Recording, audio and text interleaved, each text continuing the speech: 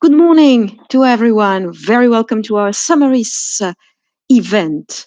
I will try to speak slowly for the interpretation, and I would like to give you some information to use the platform, Kudo platform, and then I will give the floor um, to the first speaker, Thierry Missonnier. So you can select French or English with the language selector on the left side of your computer. So English, French, or floor if you wish to listen the language spoken on the floor. So this is important if you want to follow the conference with your own language. Then, if you have some questions concerning the presentation, please use the message box for on the participants tab. If you have technical issues, do not hesitate to contact our operator who will be able to help you. Now, for the speakers, you need to ask for the floor. This is the button request to speak on the right side of the screen in order to join here. And for your information, the documents will be downloaded in the documents icon you have on the right side of your screen. You can, of course, download them. And we have a poll which is opened in the poll icon on the right side of your screen as well. We can answer two questions. What is your sector of activity and which country are you from? So these two polls are opened now. And if you have obviously any question, do not hesitate. You can send us a message, private message or technical message in the chat box. Good morning and very welcome to all of you. I think we are around 70 online, maybe even more, which is extremely exciting and shows us the importance of the project and the people participating. Thank you so much.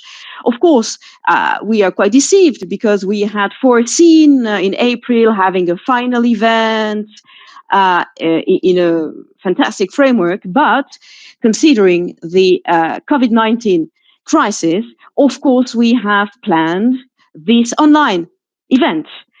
Of course, we are satisfied to show you the results of these projects, and I hope indeed that despite the conditions, of course, which are different from the normal ones, let's say, will be able to explain and show you all the results, and we do hope you will appreciate our event about the SUMARiS project.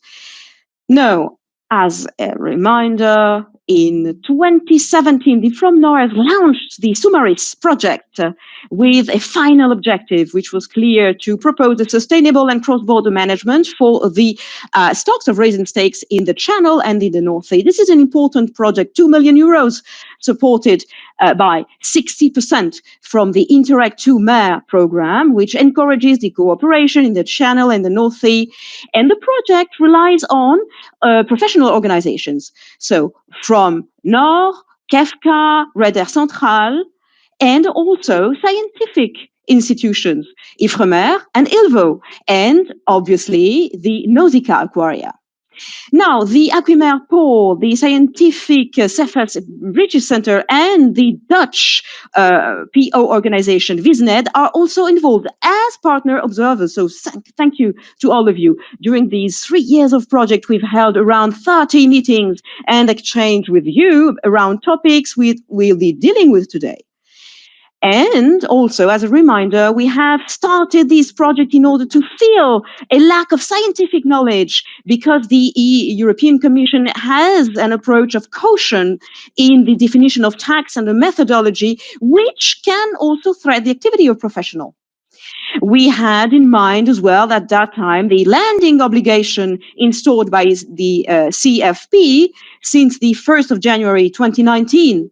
And this landing obligation makes so that the species having a limiting quota and bycatch at the same time of other species, so-called mixed fisheries, risk to oblige and force vessels to remain docked, enhancing a global disruption of the fishery activity.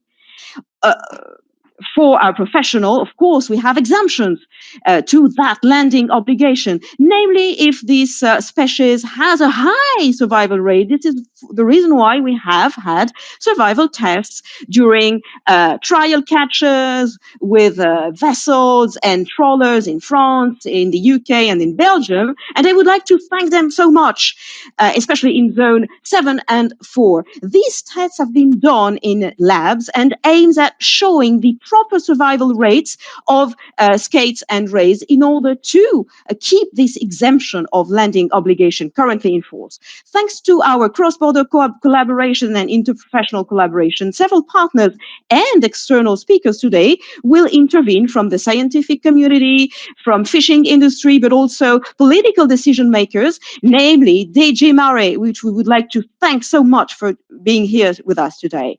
Despite the distance and the conditions I've been dealing with beforehand, we hope to show you the progresses in the scientific research as the atlas of the distributional varieties of rays and stakes, which is a key link between size, maturity, and cycle of reproduction in captivity, as well as a database which is common about these captures. The SUMARiS project has also enhanced the professionals to adopt best practices. The partners have produced tools in 3 languages for the fishing sector, but also for the wide general public. Finally, we realize the proposals of management built from the scientific works and exchanges, and beyond exchanges of the different working groups of the ICES and ACs, we've had exchanges with certain of you in Canterbury about the possibility to have evolutions in technical measures as well as minimum sizes or the current method of tax. And as Manon said beforehand, during the conference, communications and presentations will be made in French or English according to the choice of the speakers. And of course, you will have the opportunity to make written questions. And obviously, you will find all our activities on our specific site, SUMARiS web, dedicated web page. Thank you to all of you, and I wish you a fruitful session.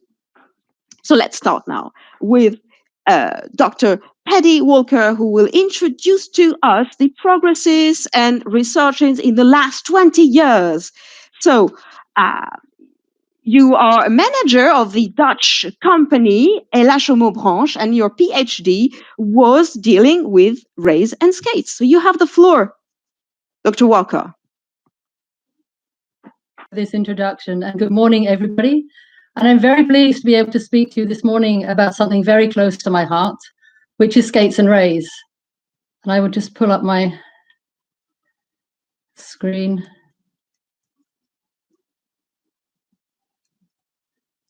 I just had it just there, just one sec.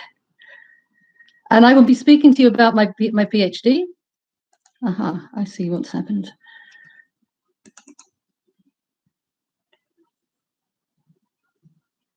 I'll be with you in a second. I'll be speaking to you about work I did during my PhD in the 90s of the last century.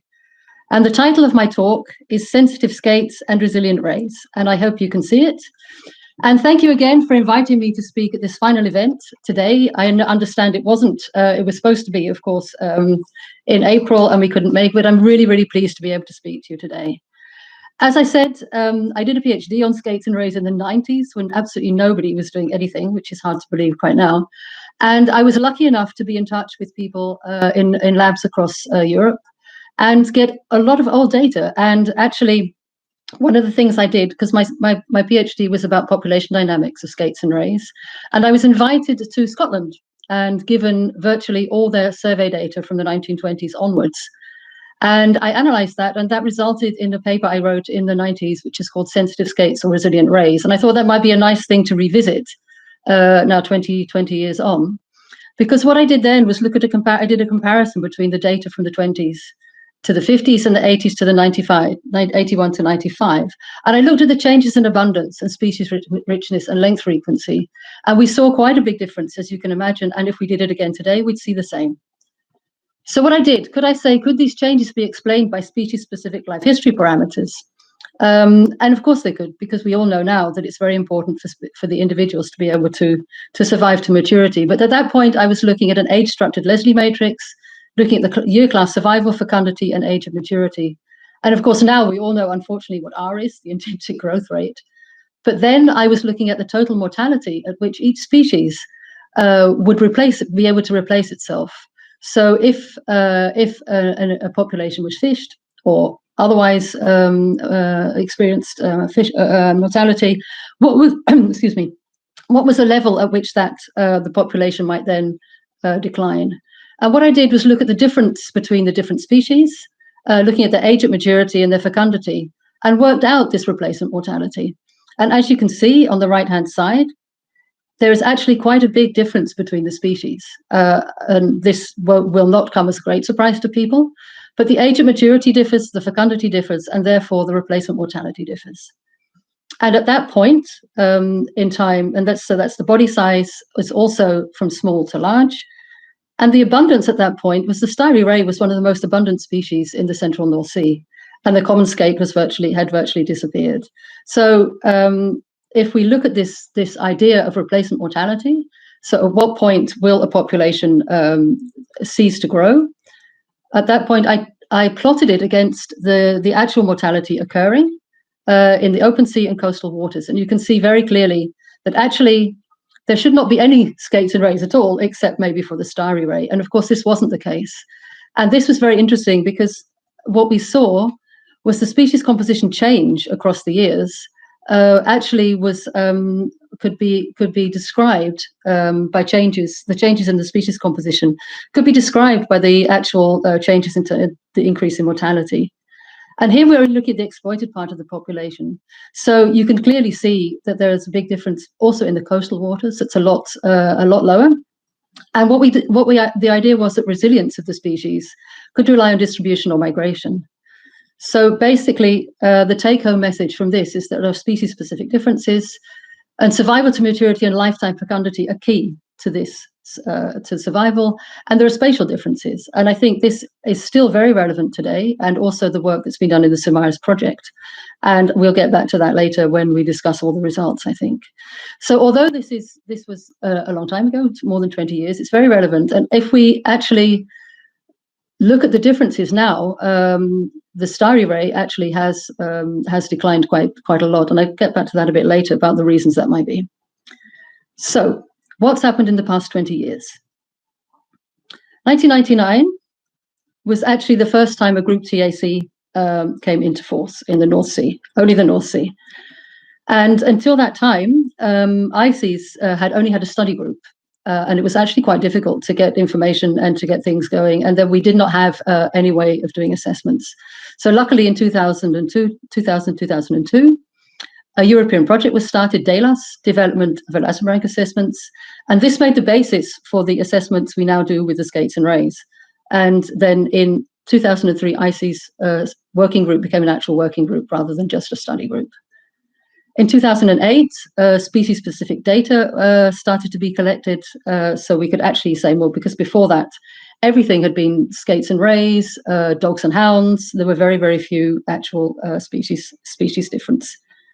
And then in 2009, the EU Community Plan of Action came into force, which was 10 years after the FAO had written that. And then from 2016 on, so really the last 4 years, things began to go a little bit faster. So the ICES working group started having some theme sessions, looking at the data that were being used for the assessments, because there was a need to do more work and to improve them.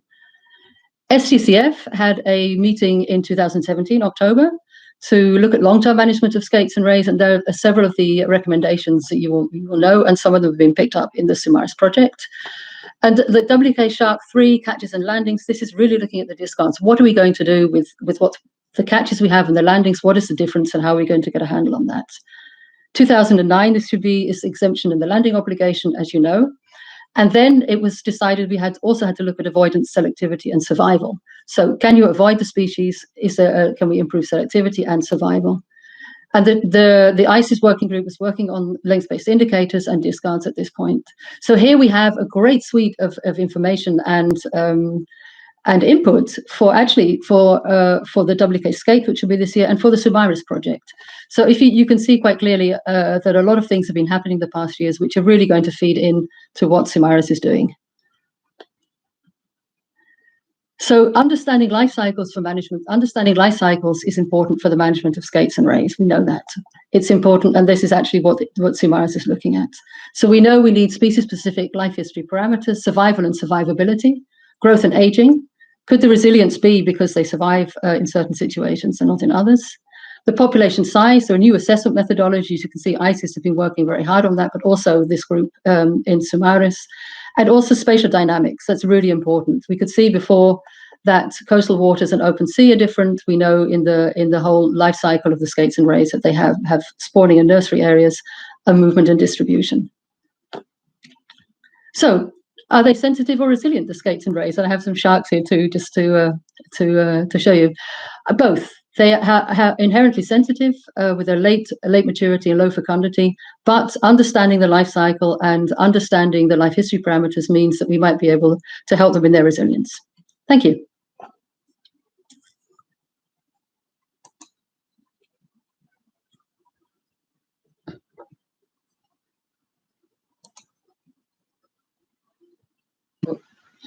Merci beaucoup pour cette présentation. Thank you so much. Do we have any questions? We have the opportunity at the end of each presentation to ask questions. Do we have any question for Dr. Walker? So let's have a look at the message box or written questions. Right, so extremely clear presentation and perfectly understood by everyone. Thank you so much. Now, I would like to give the floor to Morgane Amelot from Ifremer, which will be dealing with the assessment, so report of stock assessment, and that has been done in cooperation with the University of Berlin-Lingen. And thank you so much to be with us. So University of Wageningen and ILVO together. Here, can you see my screen?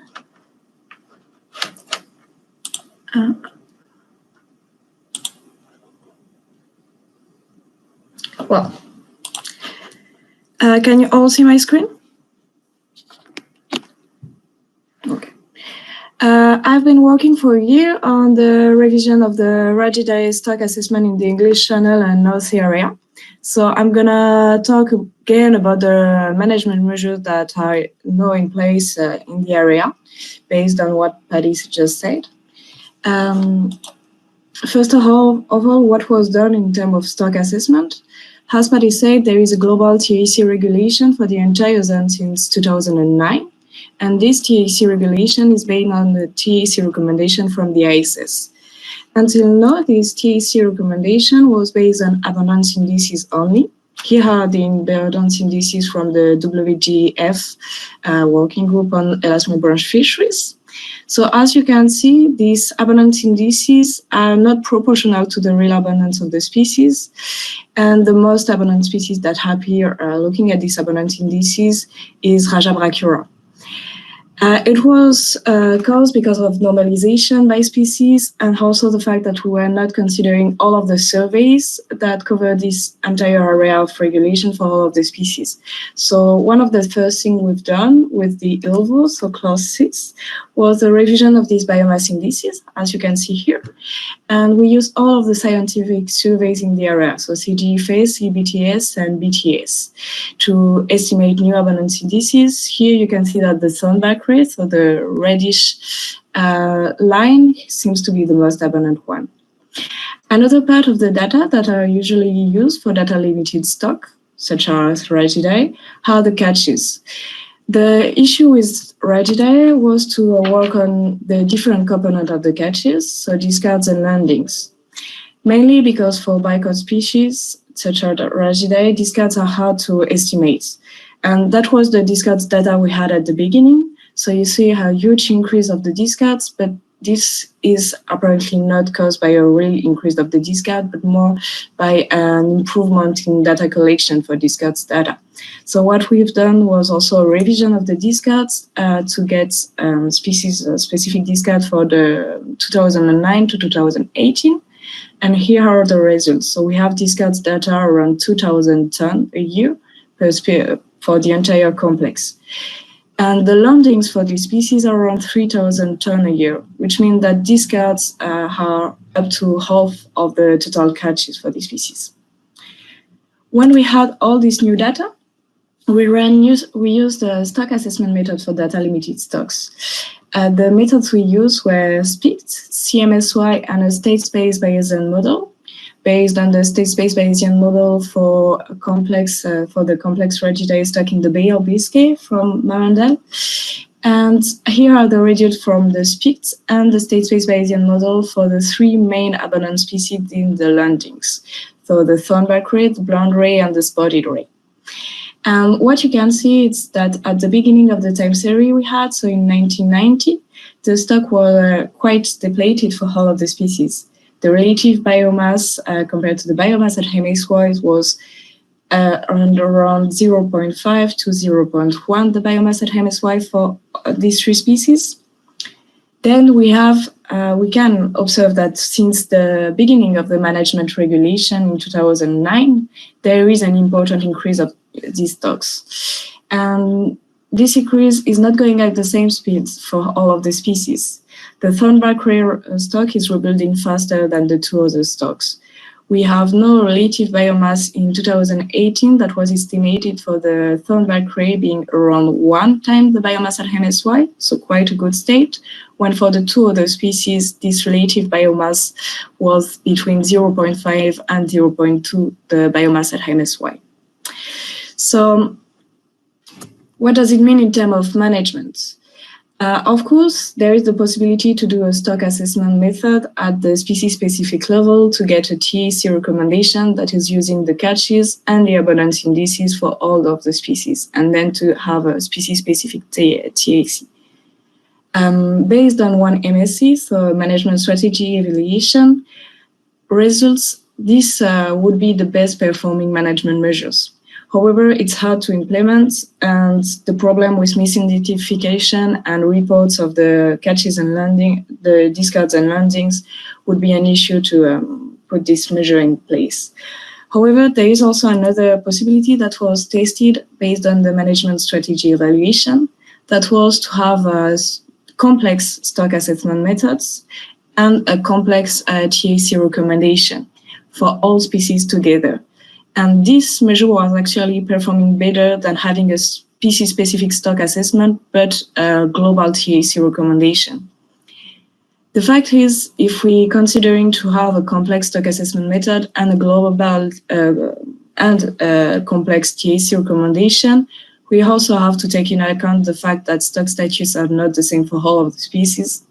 And considering that life history is one of the main factor impacting the capacity of rebuilding of this stock, the fact having a minimum landing size taking into account the life history of the most vulnerable species might be a solution to have a stock in a good state, and at the same time to have an easy implementation method. So here are the results for the stock assessment part. Thank you for listening.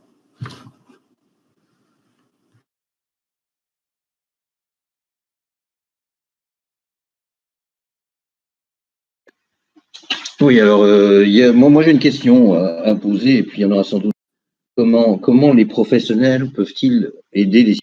So I have a question. How professionals can help scientific in order to proceed together? So how is it possible? Je vais repasser au français.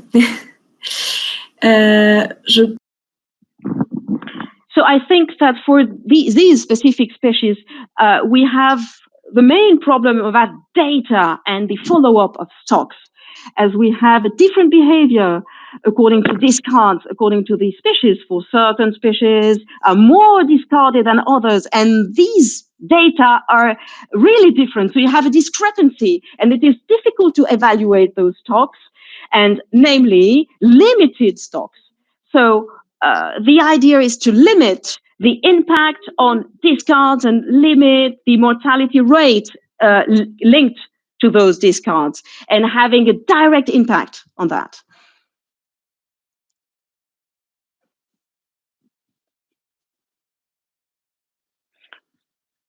What is the length?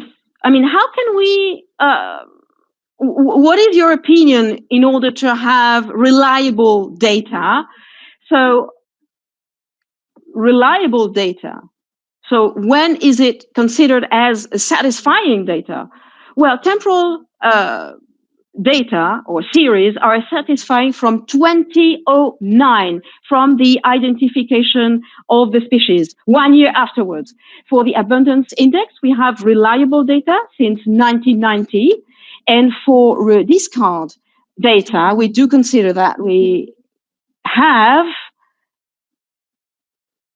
I mean, for discards, we have several issues about availability of data according to the countries, because we do not have the same discard data available internationally for all countries. So till now, I think that as what we have, I mean, since the beginning of the project, I would say 2015, we are starting to have reliable discard data. So it means a few years now to have the opportunity. Is it satisfying? Maybe, but at least it is interesting. Yes, exactly. Knowing for the evaluation of stocks, we try to have a series of more than 10 years. Absolutely. So we are quite near to that level. So thank you so much for your intervention. Do we have any other question? So we'll now continue about the knowledge on fishery, which is extremely important, even essential for our project. And now we'll ask to Karen Kellig, who has been working with Kellig May on fecundity and maturity, about growth, so common protocol of skates and ray aging and maturity and fecundity. So please, you have the floor. You have the floor. Bonjour tout le monde. I think I will speak in English. My screen. Perfect, Karen. Okay, thank you. So I will give some more explanation on what we did for the second task of work package 1 on fishery knowledge, gaining knowledge on key life traits for Raya clavata. So indeed, we worked together with Yves a lot on this, on these deliverables. So what we did was first, we developed a common protocol for the aging of rays. Our second task was to create an image database for maturity staging and also for aging of Raya clavata. And then as a third task, we developed an age length key and also a sexual maturity key, which can then be used for the assessment of the skates and ray stocks. So first, we started with the development of a common protocol for the age determination. As you probably all know, age can be determined from the vertebra of Raya species by counting the different age rings. So what we first did was go into the literature to see which aging methods were already applied to different Raya species. And from there, we tried out different steps in the lab to come to the best result. So first we tested different cleaning methods using pepsin, which is an enzyme to digest the flesh. Also, we tried chlor and salt solutions as a cleaning step. Then we tried different preparations methods. We tried to use the whole vertebra. You can see the images below. So you always have first the whole vertebra and below the sectioned one. We also tried different staining or coloring solutions. We tried alizarin red, crystal violet, and silver nitrate with different concentrations and durations. And then after we had an optimized protocol, we took images for the analysis and the counting of the rings. So finally, we came to this agreed common protocol. First, we put the vertebra in hot water at 80 degrees during 30 minutes. Then the flesh can be easily removed, followed by the separation of the different vertebra. After that, there was a drying step, followed again by putting the vertebra in hot water.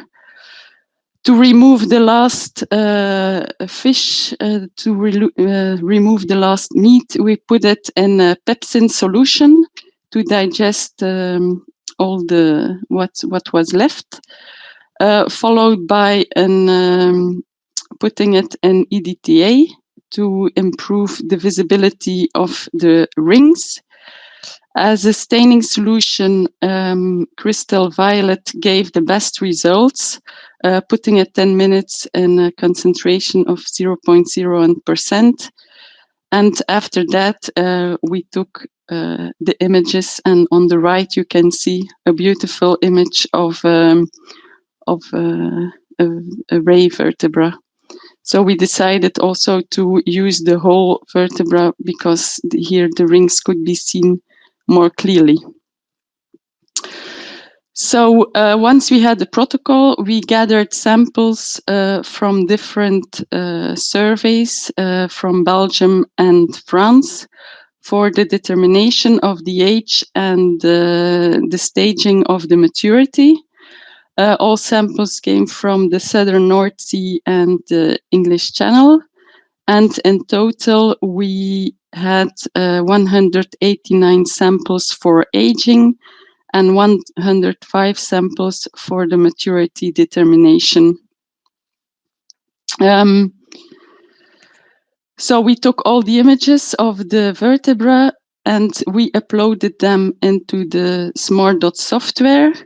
The software permits to annotate the different rings.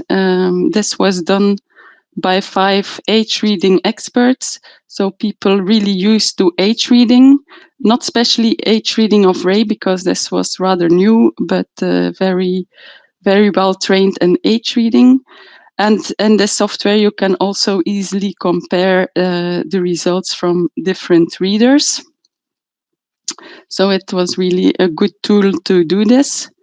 Then we came to the age length key, and we also calculated the precision of the readings. So we had a percentage agreement between the readers of 66%, which will probably be improved in the future by more training of the readers, and the variation coefficient of 17%. And then on the right graph, you can see the age length key, which can be used in the future for stock assessments. We also intend to continue gathering information on age for Raya clavata at Ilvo. For the sexual maturity, so we took also images for this to put in the database. And as a sexual maturity staging scale, we used the scale which was also used in Italy. They made an atlas for all ray species. So this is the scale we used for males and females. The staging was done by two experts. And here you can see already some images from stage 1, stage 2, and stage 3. With all the results, we made the maturity ogive. So the percentage of mature individuals according to the length of the skates by sex. And then we determined the TL50, which is the length at which 50% of the individuals are mature. So for the males, we had a length of more or less 50 centimeters, and for the females of 60 centimeters.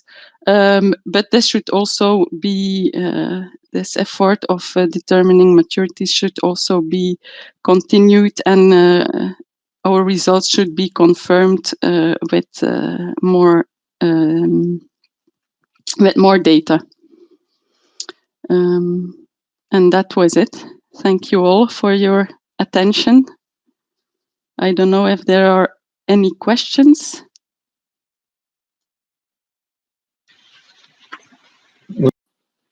Thank you for this presentation. I have a question that comes immediately to mind for fishermen in particular, is how all of this information, how this data can be used in among scientists. Do they take these into account? So these are questions that are important. So we would like to know how this data, how ICIS will integrate this data. I think it could be useful in the future to develop models where these data can be used. Of course, as Paddy also already said, the maturity and the age at maturity is very important information for managers, and also the length of the length at maturity. So I think these data are really important data for determining also minimum landing sizes and so on.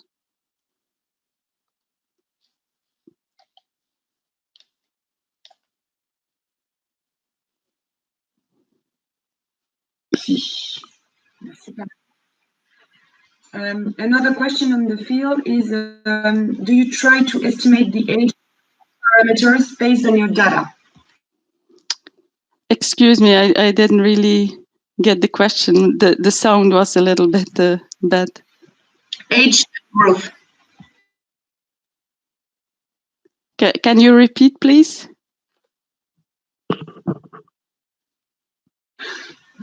Do you try to estimate the age and growth parameters based on your data?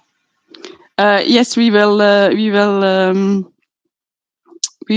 do this in the future.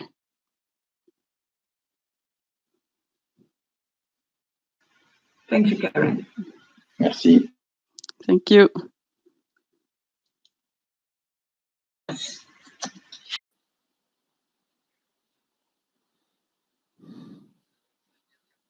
Last presentation will be done on improving knowledge on fishing, on the eggs, and Stéphane Hénard, director of Yvon,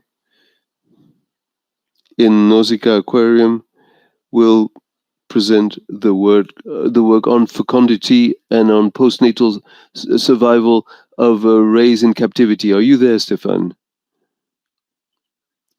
Yes, I'm there. Can you hear me? Yes, we hear you. Well, I think I will do my presentation in English. I will turn back to French because it's my native language. Good morning, everyone. I'm very, very pleased to join you, and I'm trying to find. Yes, there it is. There it is. So it's really a pride for us to be part of this project, and we hope we can join furthermore other projects in the future. So the purpose of the part of the study that we were carrying was about fecundity and post-larval survival in captivity, and this was done in aquarium. So the species, is oviparous. We already saw that in the previous presentations. The fecundation is internal, as you can see on the picture on the right, a male on top and then a female on the bottom. That is showing mating marks. The male uses his teeth to inseminate the female, to grab her to inseminate her then. Our goal was to have a better idea of the hatching rate, how many eggs give birth to babies, and how many babies are viable amongst them. Because the bibliography we started with was very, very disseminated, and you could see that the hatching rate was about 72.9% on specimen studies that were carried on specimen coat, already fished for a couple of days.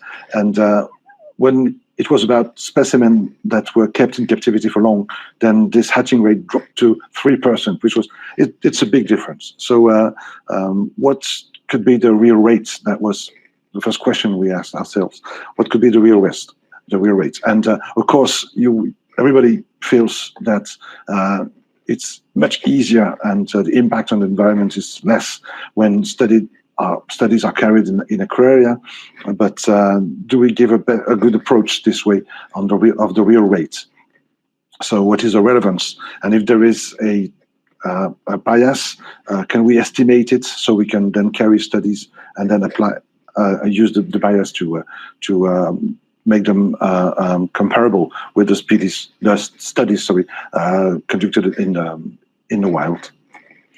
So the methodology. So and two populations of rays were studied simultaneously.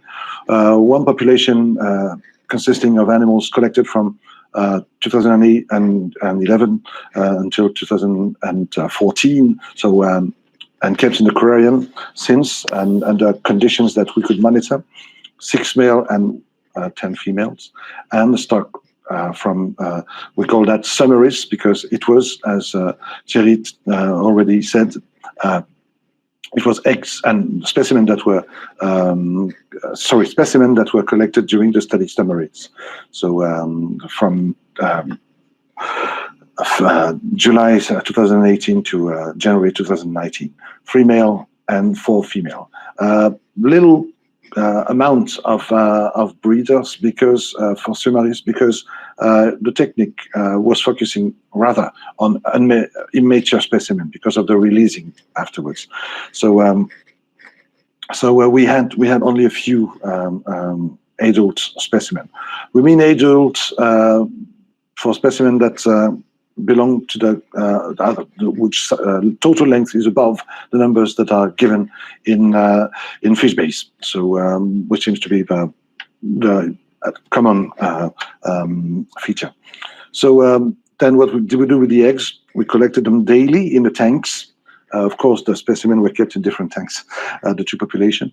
Then we put them in incubation tanks and follow the incubation by candling the eggs and seeing the development or not, and of the embryo. And then after the hatching, we followed amongst the youth the ability to take food. And viable specimen would be one that was able to take food and eventually grow then. So what are the results that we got out of 602 eggs altogether collected? We had different number of eggs laid by the females depending of the population. So the population that was in an aquarium for long gave more eggs, but amongst them, much less were fertilized, and also more died during the incubation. The average incubation was about 300 days at 10 Celsius. It is more than all the observations that were made on wild populations because we would say, because we feel that it's because the temperature was constant at 10 in our conditions, which is different. Because as the eggs do grow during the summer and then hatch during the spring and then hatch mostly during the summer in the wild, and we believe that the temperatures that they meet are higher and induce a faster development of the embryos. Anyway, all the hatchlings that we got, close to 150, they were all eating. So the amount of viable individuals that hatched is 100%. So what can we do with these features, this first attempt in such conditions? We believe now that we must turn to the specimen that were collected with SUMARiS as they stayed for a smaller amount of time in aquarium. We have identified during the study a series of differences between aquarium conditions and live conditions, wild conditions, that could make a difference in the results of hatching, the percentage of successful hatchings. So we believe that today we would say 70 to 80% of eggs that are laid in the wild do hatch and give viable babies. This study also showed that the results between animals kept in aquarium and animals just collected were much less different than they used to be in the previous publications. So I think there's probably an improvement of the aquariological techniques that are helping the results in terms of breeding to be closer to what happens in the wild. You need to know that in aquarium, goal number one is to have a good growth of the animal, and then the breeding is a new science in the world of aquarium. For the past 20 years, very, very important improvement were made, and I believe that if you repeat the test, you will see certainly a gap that is getting closer and closer, so narrower and narrower. Sorry, between observations you can make in the wild, observations that you can make in aquarium. And think of all the advantages of using an aquarium for studies, or in terms of 24 and 24, 7 days a week study on animals, survey, also. And also aging is easy in an aquarium because you have the animals under your eyes ever since they were born. So I'm confident that we can go further and be even more efficient in the reports that we could bring to this kind of studies. Thank you very much.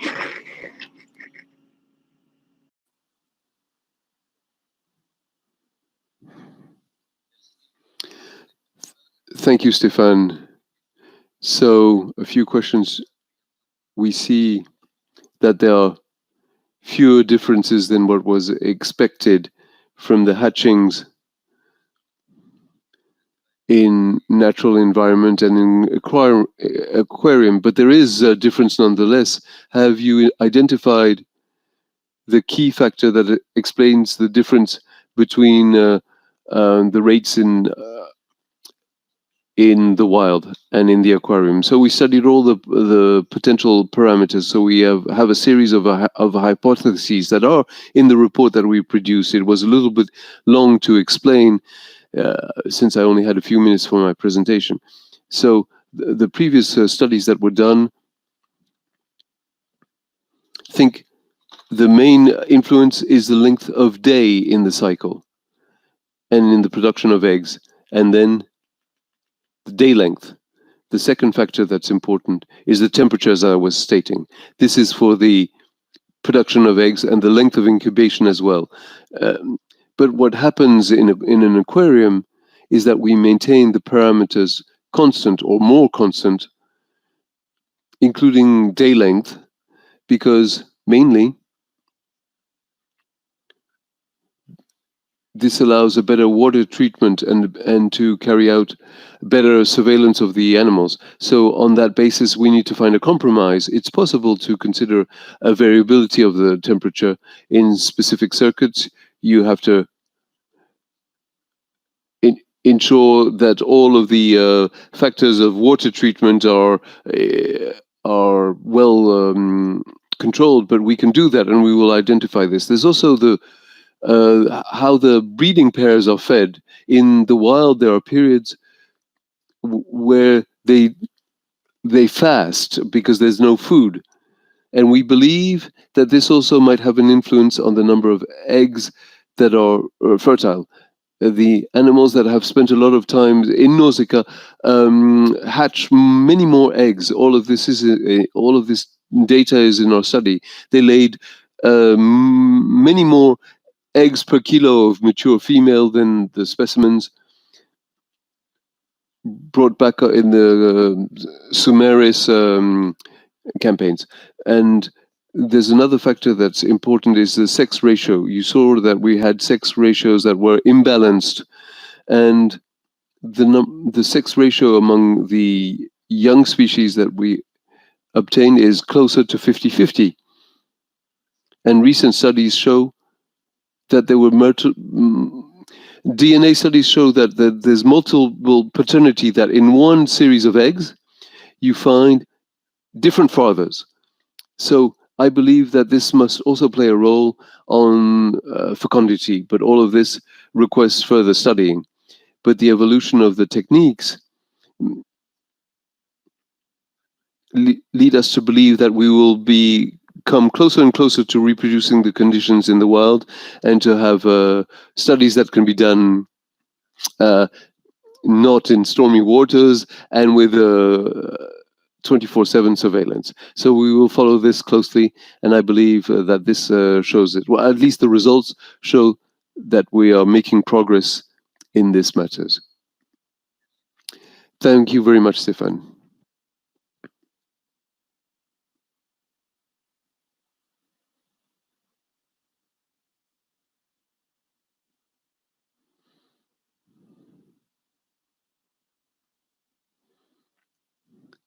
He needs to connect his microphone. His microphone is off. The interpreter cannot hear him.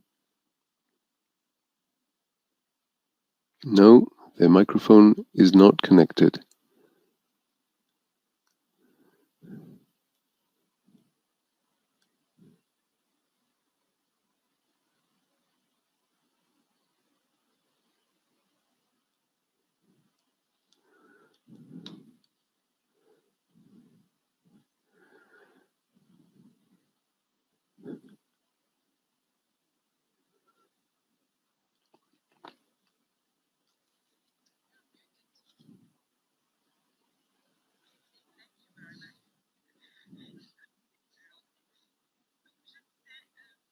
So I was suggesting to go into the polls on the right, to go to the various questions that will be asked. They will be asked one by one, and we will leave them for 90 seconds each to give you the time to answer them. So as soon as we consider that we have finished answering, so that we don't have just a series of presentations, we are interspersing it with polls. So I'm giving you 5 more seconds before ending the first question, which is an easy one. We try to have 1 or 2 questions per work package of the project in order to allow you to answer them. And then you see now, you should have the third question, and you can see who answered, and you can see the results. And that not everyone has played the game, so I will continue with question 4. And you can go to the poll section on the right and answer the question: how many vessels operated in Channel and North Sea in 2018? And I can ask it in French. how many vessels in France? 3,600, 900, 9,600. Well, there are the various figures. You see them there. I give you 5 seconds, and then we will conclude. And you can see the results in the poll results section.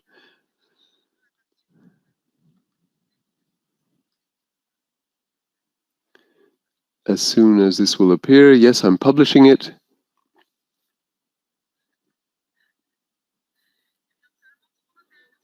Only 3 people have the correct answer, since 9,600 fishing boats were in the area. Next question. I'll read it in French. How many rays and skates have been scored for vitality at sea in the SUMARiS experimental?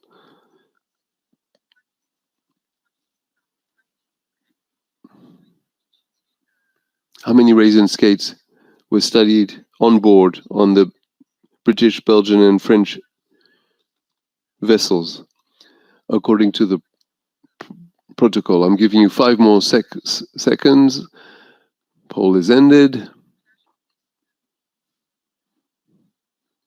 And we will see what was answered. It was 3,006. 3,006 rays and skates were scored. So this allows us to have a quite representative sample. 6th question. Which species of ray or skates survive best when fished with trawls? The different types of trawls.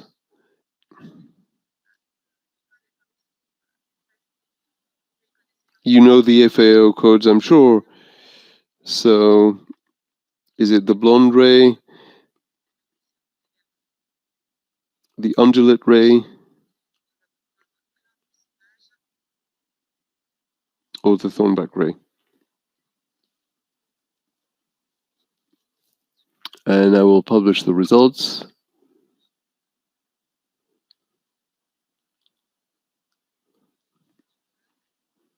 I will publish the results. And it was the blonde ray, but contrary to what one can believe, it is not the thornback ray.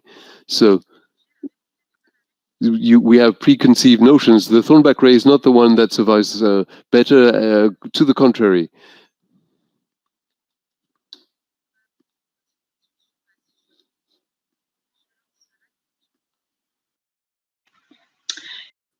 So, next question. What behavior can help to improve survival on the vessels?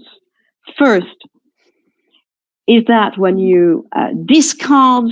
Is that when you handle it by their tails? Or is that keeping rays under the sun or handling rays with 2 hands holding the pectoral fins? So the first one, handling rays by their tails. Second one, handling rays with 2 hands holding the pectoral fins. Or third, keeping rays under the sun. So I'll publish the results now. Let's see. So no surprise. Well, someone dared to say handling rays by their tails. Well, we'll never know who. Anyway. 7th question. About how we can measure. So which country does not measure rays from snout to tail? So we have 3 countries, so France, UK, and Belgium, and there's a country who is sometimes different from the others. So we close the poll, and I will publish the results.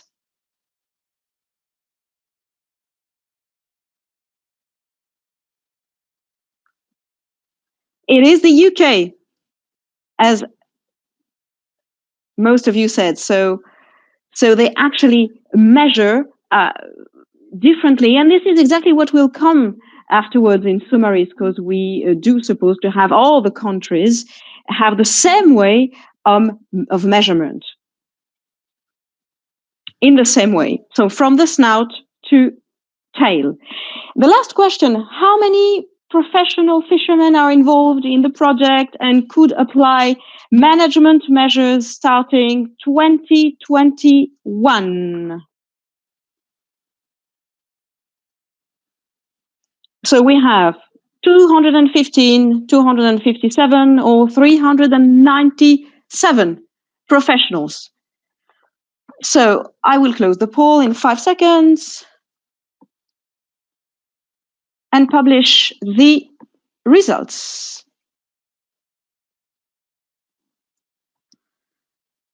So the right answer is 397. So bravo. So apart from the Thornback ray, which created a bit of confusion, congratulations to all of you. And now we can continue with the presentations.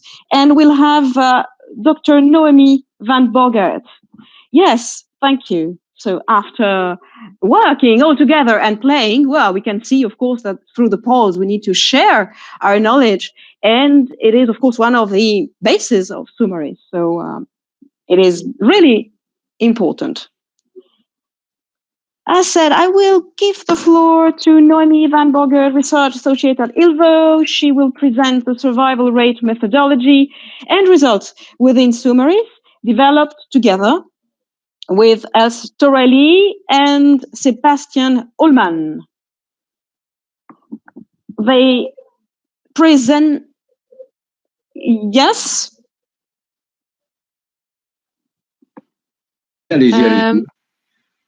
Okay, so good morning. I have the pleasure to introduce you to the work that was done by ILVO and also by all the other SUMARiS partners that helped in work package 2 on the survival of discarded rays.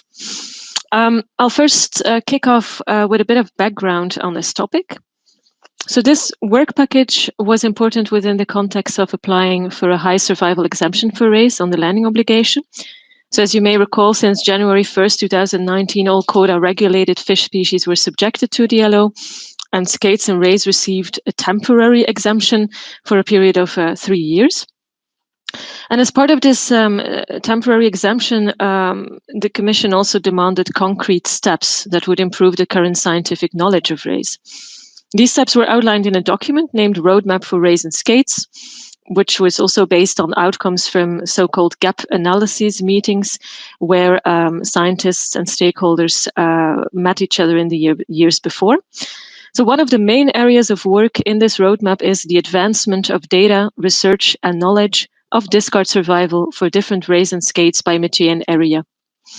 So this is where this SUMARiS work package comes in. Our main goal was to fill in data gaps on discard survival for rays of the southern North Sea and the English Channel. And we focused specifically on commercially important species of this area, namely thornback ray, blonde ray, spotted ray, and undulate ray. I'll immediately go over to what I think most people will find the most interesting, namely the results, the actual survivorship estimates. So this table shows the immediate survival and the estimated total survival per gear and species. So during this project, we collected data on board of commercial vessels fishing with both active gears like otter trawls and beam trawls, and passive gears such as gill nets and trammel nets. The third column shows you the immediate survival, which is the amount of alive individuals on board immediately after fishing. And a first observation here is that we see that immediate survival is very high. In the fourth column, we're looking at total discard survival probability, which is calculated by using both the mean, immediate, and delayed survival estimates that we obtained after monitoring rays for a longer period of time. And this total discard survival, as you can see, differs quite a lot between the different species gear combinations, but it's quite high if you compare it to other fish species like, for instance, plaice and sole that are fished with similar gears in the same area. And as expected, we also see from this table that passive gears resulted in much higher survival rates compared to the active gears. And finally, what I would like to say as last thing about this table is that there are little asterisks for certain estimates in the fourth column, and these estimates are actually based on a limited number of observations per species, so we should interpret these estimates with care. In the following scheme, we visualize the whole process of data collection on board of a commercial fishing vessel. So to obtain reliable survival estimates, we used a combination of vitality assessments on board and captive observation, where we followed up rays in aquaria at Ilvo and Nausicaa. So during each sea trip, an observer went on board to sample rays from the catch and performed vitality assessments, scored also for its reflexes and injuries. And then a small subset of these vitality assessed rays was then held in monitoring units on board and transported to the aquaria of Ilvo and Nausicaa, where they were monitored for a 3-week period. Now, the central hypothesis of these vitality scores is that the degree of vitality of an individual is correlated to its longer-term survival. In other words, an individual with a bad vitality and that an individual responding badly to reflex tests and an individual that was severely injured will probably have a lower chance of surviving in the longer term.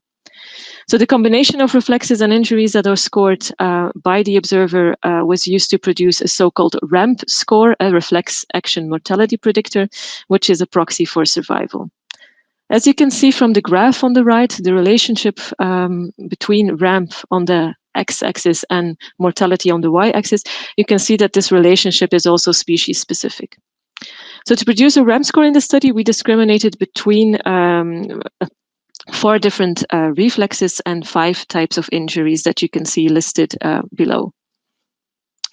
In the following slides, I will show you some photos of our data collection. Over here, we can see a schematic drawing of the monitoring boxes that we used to keep individual rays alive on board and during transport. In this slide, you can see some images of rays that were held captive in the aquaria of Ilvo and Nausicaa. Important thing to mention here is that we try to match our monitoring facilities as much as possible to natural conditions, and that also we aim to have comparable setups between Ilvo and Nausicaa. The link with the first work package of SUMARiS, where a SUMARiS database was created, is that at the end of each sea trip, all the data was uploaded into the SUMARiS database, and that from this platform, we then extracted data for the statistical analyses. In the following slides, I'll be showing you some of the detailed, more detailed results of these statistical analyses. So our complete data set in the end comprised 10 French, English, and Belgian vessels. By combining our efforts, we reached a total of 31 trips, amounting to more than 3,000 individuals of rays that were sampled for vitality, injuries, and reflexes. And of this large number of rays, we then took a subset of 257 rays to monitor for 3 weeks in our aquaria. The map on the right shows you where sea trips occurred exactly in the English Channel and Southern North Sea area. So you see the different colors in the legend indicating the various gears that were employed and the different symbols indicating the 3 countries. This slide shows you an overview of the different vessels that participated in the SUMARiS project. You can see that there was quite some variation in the vessel characteristics such as length, engine power, tonnage, and mass size. When looking at the complete data set, we saw that thornback ray was mostly encountered during our sea trips and consequently mostly sampled, followed by blonde ray and in lower numbers spotted and undulate ray. And in the figure on the right, you can see that we had more or less comparable length ranges for each species sampled, with a median around 45 to 50 centimeters. When we looked at the detailed mortality in more detail, we made so-called Kaplan-Meier plots on the left-hand side. And these plots actually show you the evolution of mortalities over time. So this figure clearly shows you the link between vitality class and the individual's chance to survive. A vitality class A, which stands for raised in an excellent condition, or B for good and C for poor, is actually linked to its chance to survive in the longer term. The graph on the right illustrates the clear relationship that we see between vitality class on the x-axis and the ramp score on the y-axis. In this last slide, I'm going to say something about factors that might influence survival. So by means of models, we looked at potentially significant factors influencing both immediate mortality and delayed mortality.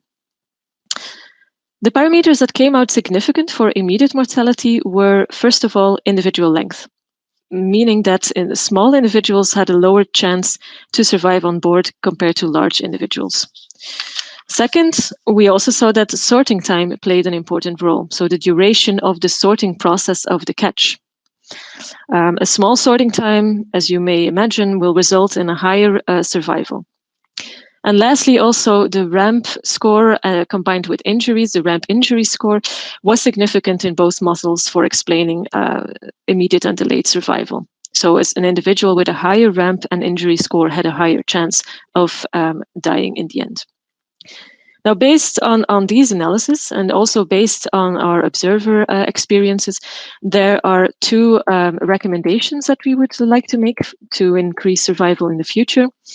On the one hand, of course, correct handling on board and quick release, and on the second, and in second place, reducing the sorting time. So that was it for my presentation. I'd like to thank you for your attention, and many thanks to all the colleagues and also students that helped in this work. Thank you. Merci beaucoup pour cette présentation concise et très claire. Thank you so much for this extremely precise and clear presentation. Two questions. First, better survival for the passive gears. Is that depending on the immersion time? So first question. And would you please answer this question, please?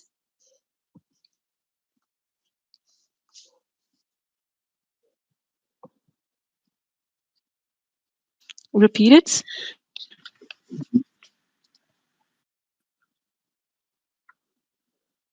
This was a better survival for the passive gears, as you said. Is that depending on the time, on the length time of the gear?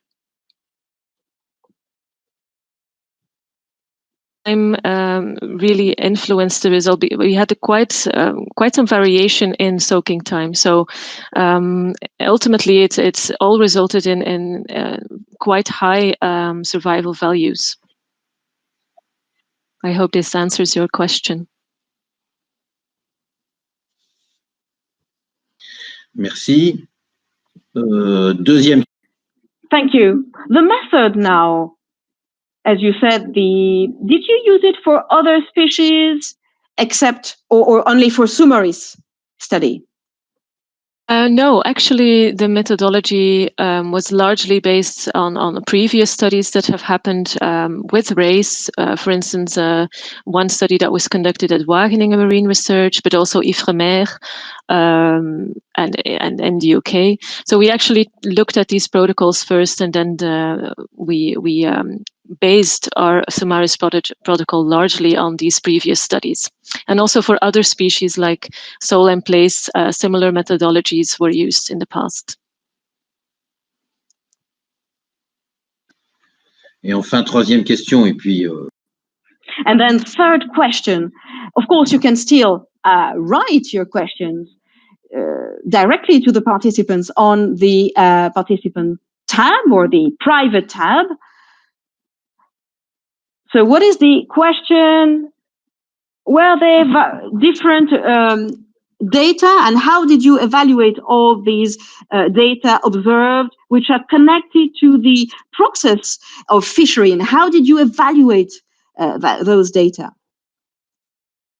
I don't really understand the question. Could you maybe rephrase it a little bit?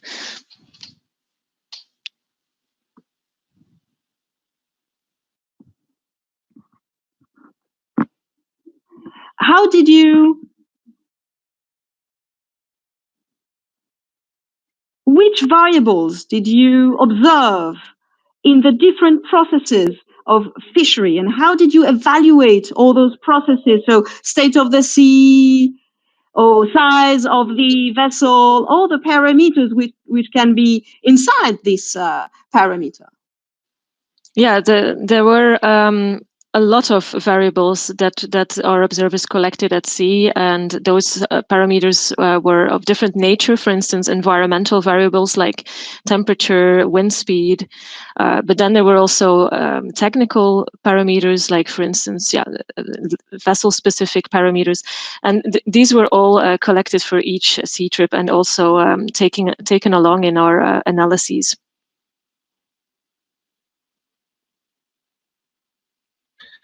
Merci beaucoup et merci encore donc pour cette présentation. Thank you so much. Thank you again for your presentation. We'll have a break now. Tea or coffee, as you wish, and we'll see each other in 8 minutes exactly. 20 past 11. Thank you so much. Are we all back? I suggest to continue now our meeting, and I would like to give the floor to Sandy Mears, who is Fishery Officer for Reder Central, Belgium PO, which will show us the different tools created for fishermen and general public. Of course, connected to SUMARiS. So you have the floor. Here from the Reder Centrale team in Ostend. We hope to see you all together in Bologna at this time, but unfortunately the current times and the current COVID measures prevent us to have this meeting face to face. For my presentation, I will try to share my screen first. 1 second.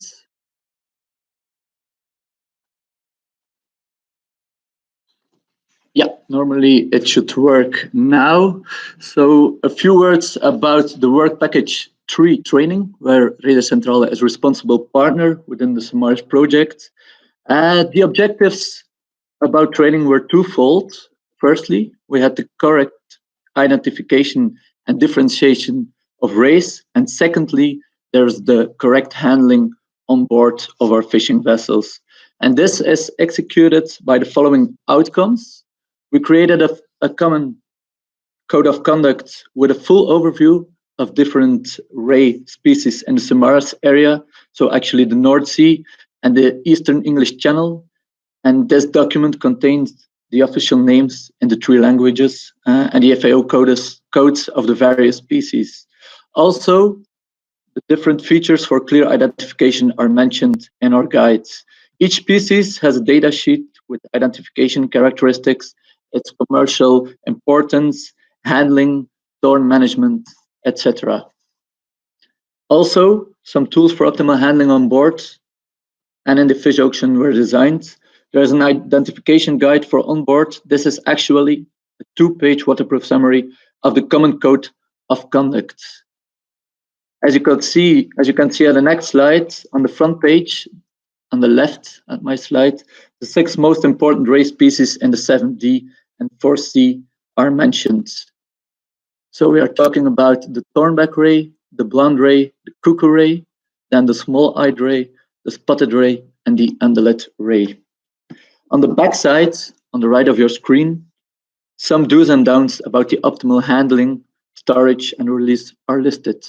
For example, about the handle rays at the tail base and snout, handle larger rays with 2 hands holding the pectoral fins, and don't hold rays at their tails or their gills. That was a question in the quiz some 20 minutes ago. Not only you can damage the ray, but the ray can also hurt you when you held it this way. About the storage, keep the rays as separate as possible, avoid stacking them. This prevents injury caused by another ray's thorns. Keep rays out of the sun, place them in a bassin with fresh seawater, keep them as wet as possible.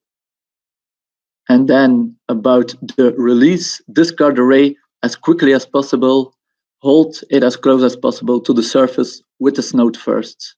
So also some don't damage ray anyway. Don't leave rays on a hard and dry surface. This damages organs, and don't lay rays on their back. This damages the mucous layer that prevents infections. So we also designed some mugs with each time an image and the names of the two similar species. So the 4 different mugs are the spotted ray and the blonde ray. This is actually my favorite one. So here in Ostend, I always use him at the office for my coffee. Then the other one is small-eyed ray and the unlet ray. Then we have the cuckoo ray and the sandy ray.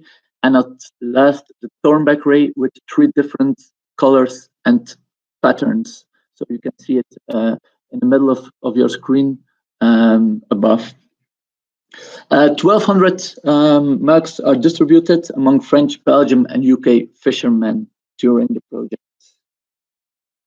Furthermore, the SUMARiS partner organized educational training sessions for fishery schools and employees of the fish auction in Belgium, France, and the UK.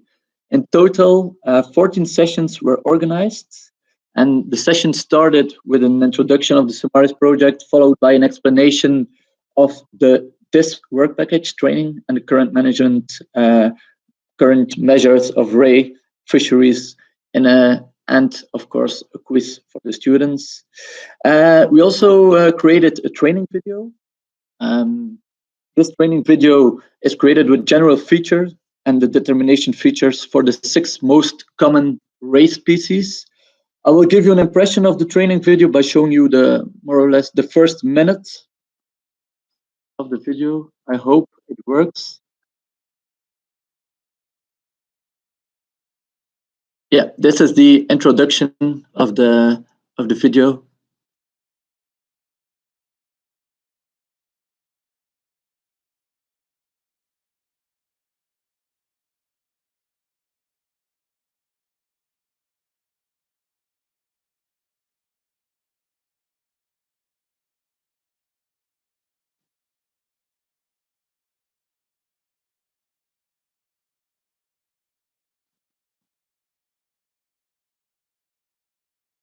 So this was the general introduction, and normally now you will see the slide with the main 6 species of skates and rays.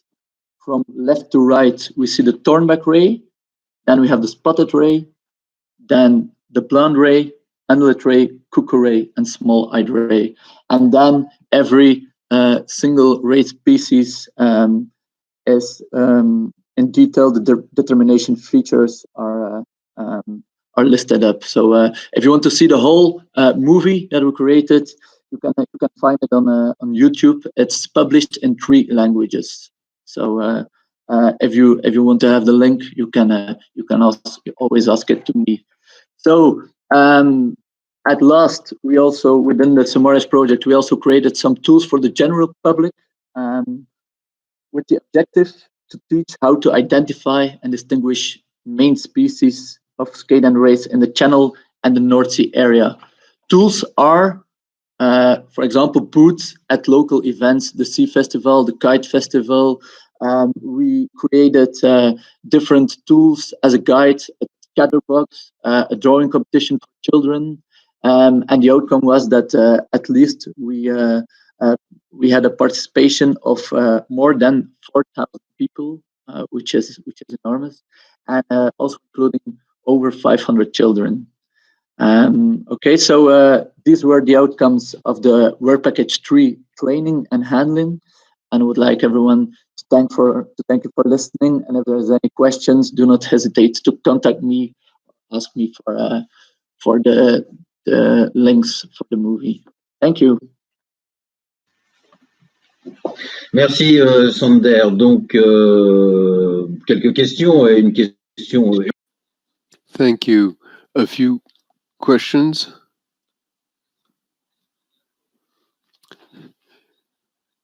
What's the feedback from the professionals, from the fishermen? How do they perceive these tools, and are these communication tools accessible to all?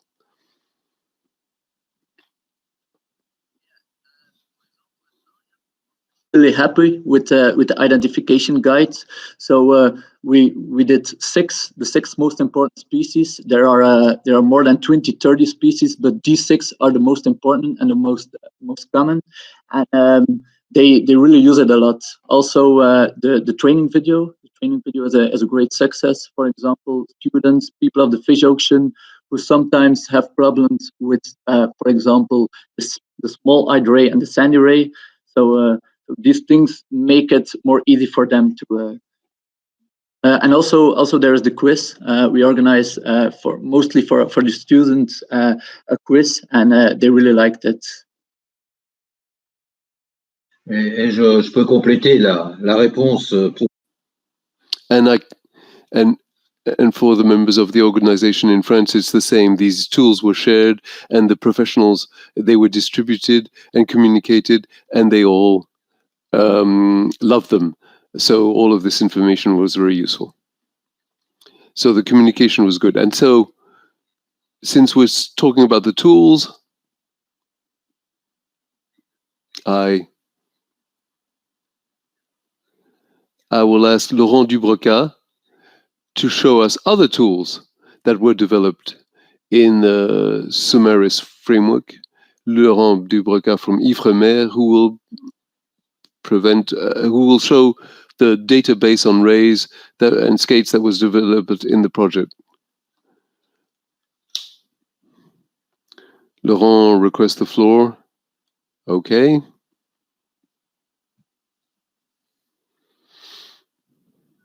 I will try to share my screen and start my presentation. Tab. Okay, is it okay for everybody? Great. Okay, great. So this short presentation is about processing framework used to elaborate the atlas of ray and skates elaborated during the SUMARiS project, and I present the tools developed to manage the data and the data processing for the data collected during the project. So there is 2 parts. The first part is mine, and the other part is was made by a company called ES. So first, the atlas of rays and skates. The aim of this atlas was to provide to the SUMARiS project an atlas of the spatial distribution of the different species of rays and skate in the Channel and the Southern North Sea, built on historical data per species, per fisheries, and using the information collected during the project. So we present the framework used to build the atlas. This framework is quite, it follows a modern workflow, and basically the main important things is to use regularly updated data. And the other constraint we had is to have different shape from the same output. For example, during the project, we generated a document, a PDF file, but the framework gives the ability to the user to generate other output like HTML pages, dashboards, and so on. So the data used to build the atlas are coming from 3 main sources.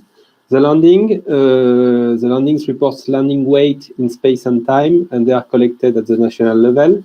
The fisheries sampling are following the same structure. And for the survey, we use the information available at the European level thanks to ICES and the DATRAS database. Here is a table who gives you the summary of the data we collected during the project. I will not enter into the details. You can find them in the report. You have many landings as an indicator. I put landings as the total in tons of the catches.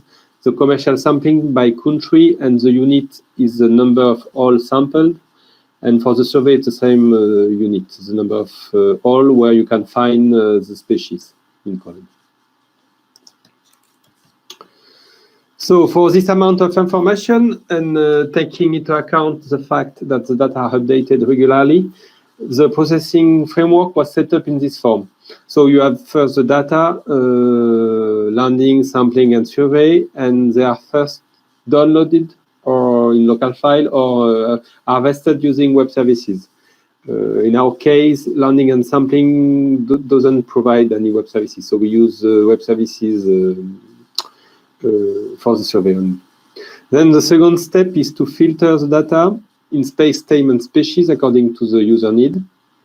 Build up a local database, it can be a text file on your computer, and then do the processing. And the processing, we have the quality check. We try to assess the quality of the data and remove outlier if you find them, and to analyze and map the output. And you can have different shape of the atlas. So the report, like the document we provide inside the project, or different shape. And all of this, the code to do all of this task is available on, we put it with open source license, so it can be reused for the project or by anybody. The present atlas is a PDF document of 246 pages describing the spatial distribution from 2000 to 2017 of 15 species or group of species. Here's some example for the soundback ray. You can see in the map in the center of this slide the cumulative landing distribution. You have this on the upper part by gear.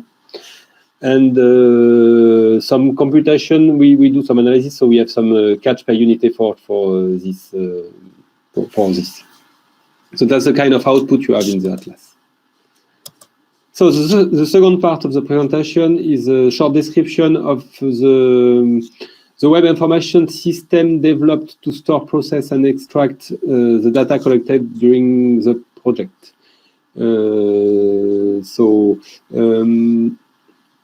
It's the tools include three main points. They include the ability to check to assess the data life cycle, so the data are certified and validated.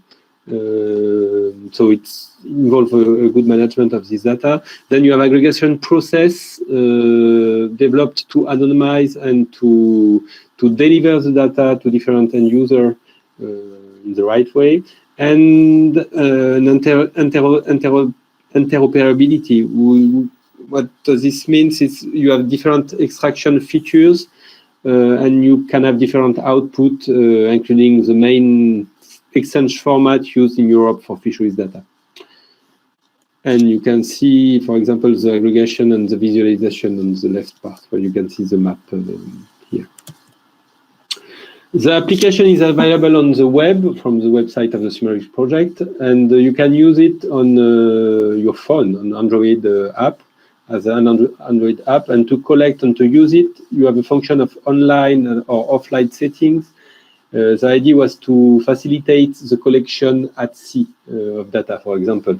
Then after the collection, the data is synchronized with the server, with the main server of the general database. This tool is open source, meaning that the users are free to use it and to use it for the project. And during the project, the user approves the ergonomics, the performance, and the flexibility of this application. And still, like the previous part, you can find the code, the source code in GitHub. So the strength of the project is this application is a community tool in a sense that it was built taking into account the scientist, manager, user, and IT specialist needs. It uses a Scrum and Agile approach for developing quickly new features. This guarantee a sustainable tool with because it is independent from hardware structure. And today, this tools is used by other partners. So the tools developed inside the framework of SUMARiS is now used by other partners, from Seychelles fishing authorities to France Filière Pêche or Ifremer. So what's the future of this app? The tool was built to integrate several fisheries datasets with some evolving collection protocol, and the idea is to this project should continue to live with new additional partner and sponsor. As say Benoit, this tool will be what you want it to be. And that's it for me. Thank you for your attention. Merci beaucoup. Deux questions sur... Thank you very much. Two questions. Are you consider to map the data in the atlas? There is the mapping of the data of what was thrown back, because these estimates are not done at a sufficiently fine spatial level. And regarding the basic data, the database, will it be accessible to the public? And if so, when? You're speaking about the second part of the presentation? Yes. I couldn't tell you. This depends on the members of the project, if they want to release the data that was collected in the project or not. Thank you very much, Laurent. This was a question that we had on the film, but we can answer that. The database will be accessible with aggregate and anonymized data in July, and the link will be available on the SUMARiS project link. Thank you, Laurent. Thank you for this presentation. And so we move on to the next presentation. Part of the SUMARiS project is developed to the common management by our British partner, Kafka Millwright, will explain the management projects for the SUMARiS consortium. Will, can you hear me?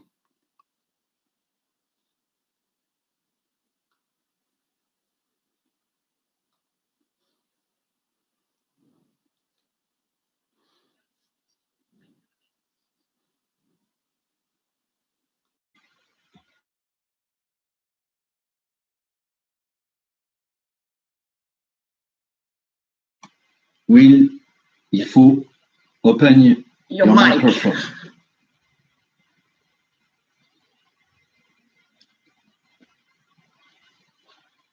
Non, pas bien. Nous attendons. Okay. Yes. Okay. Could you start again, please? Yes. That's great.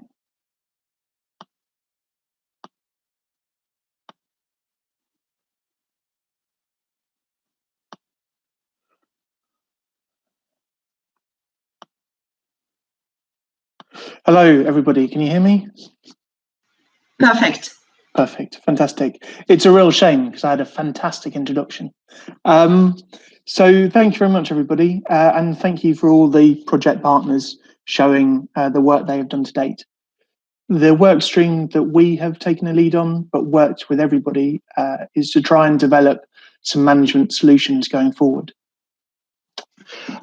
There are two main problems or issues that we've been trying to resolve as part of the SUMARiS project. The first, which has already been described, is the combination of 5 different skate and ray quota, and the fact that this general quota may not offer adequate protection for some stocks, and conversely may limit some catching opportunities for others. As well as this, the introduction of the landing obligation has also meant that there are now new legislation that we need to work within, and it is in everybody's interest to try and reduce the amount or proportion of thornback rays and blonde rays and all those other species that are thrown back dead to the sea, as this reduces both the breeding stock in the future and future industry earnings. So we've worked with a whole range of people to try and look and unwind the whole range of different operations, large businesses, small businesses, and all these different species that work within the North Sea and the Channel. To do this, we then brought together, had a big meeting on the 16th and 17th of May, and we brought together a whole range of different scientists and fishermen from a whole range of different countries to try and evaluate the different management options and try and point towards what could be solutions. As part of that, we then held sessions where we put groups together of the different scientists and different fishers from the different countries and got them to work through individually these different options. As you can imagine, there's a lot of complexity, and what might suit some countries or some sectors might not suit other sectors. So as part of the conference, we then, which we've written up into a management document, we then got people to vote and to then rank some of those different options. The result of which is that we had some management solutions that seem to gain a lot more traction, and people could start to see how we could move forward. So from that, what we try to do as a group is then to develop those broad options into more specific solutions and try to make those into specific management proposals. As has already been talked about, the use of minimum sizes or sizes provides a very fair and clear way in which all of the stakeholders are working within the fishery. It is also simple and relatively easy to introduce compared to things like negotiating where people could or couldn't fish, depending on different depending on what their operations were. So what we looked at then was how to take that forward. We looked at the current sizes that are being used by the different fishing bodies, and we got that on the screen. But also then we looked at the literature of what those breeding sizes are, which we've already heard about from the presentations that have been done so far. In general, breeding sizes are looked at as having a length of 50% of that mature size. And you can see from this slide that in some species that isn't very far away, and other species there's a significant jump. So, and that significant jump would have a very large impact on the industry. So what we tried to do is then to look and to break down that problem. What we were suggesting as part of the project was to increase minimum sizes in stages and to put in a review process that could then complement the work that's happening at the roadmap level. And part of that as well, not only looking at the biology, but also trying to engage the fishers and stakeholders in that process, and look to then create a dialogue.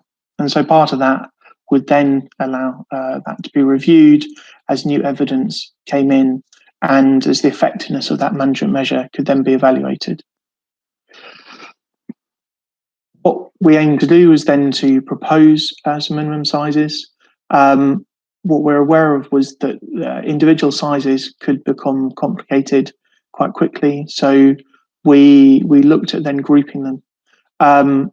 It's difficult to group the different species because with any group in simplifying those numbers, you then lose some of the detail about the biology that we've already heard today from some of the speakers. The suggestion that we came up with was that you should try and look at the health of the stocks and also look at the stocks that are vulnerable or data limited. So the suggestion we came up with was then a size of 59 for thornback rays, and then 63 for the other species you see there. I think there would be great benefit, because then the stakeholders which came back from the meeting as a really important aspect was that people saw that things were fair and everybody was being treated equally. So as part of that, we then have developed stickers which help identify the different species in a very simplistic way, but then could also, minimum sizes could be put on those relatively quickly. The other element that you saw from that graph, the feedback that we got from the management conference, was then to try and look at how we could have better TAC options moving forward. There is a huge amount of data which we have already seen a bit in the presentations today to show that the species which are being caught, landed, are not equally distributed among those 5 different species, but are dominated by thornback rays.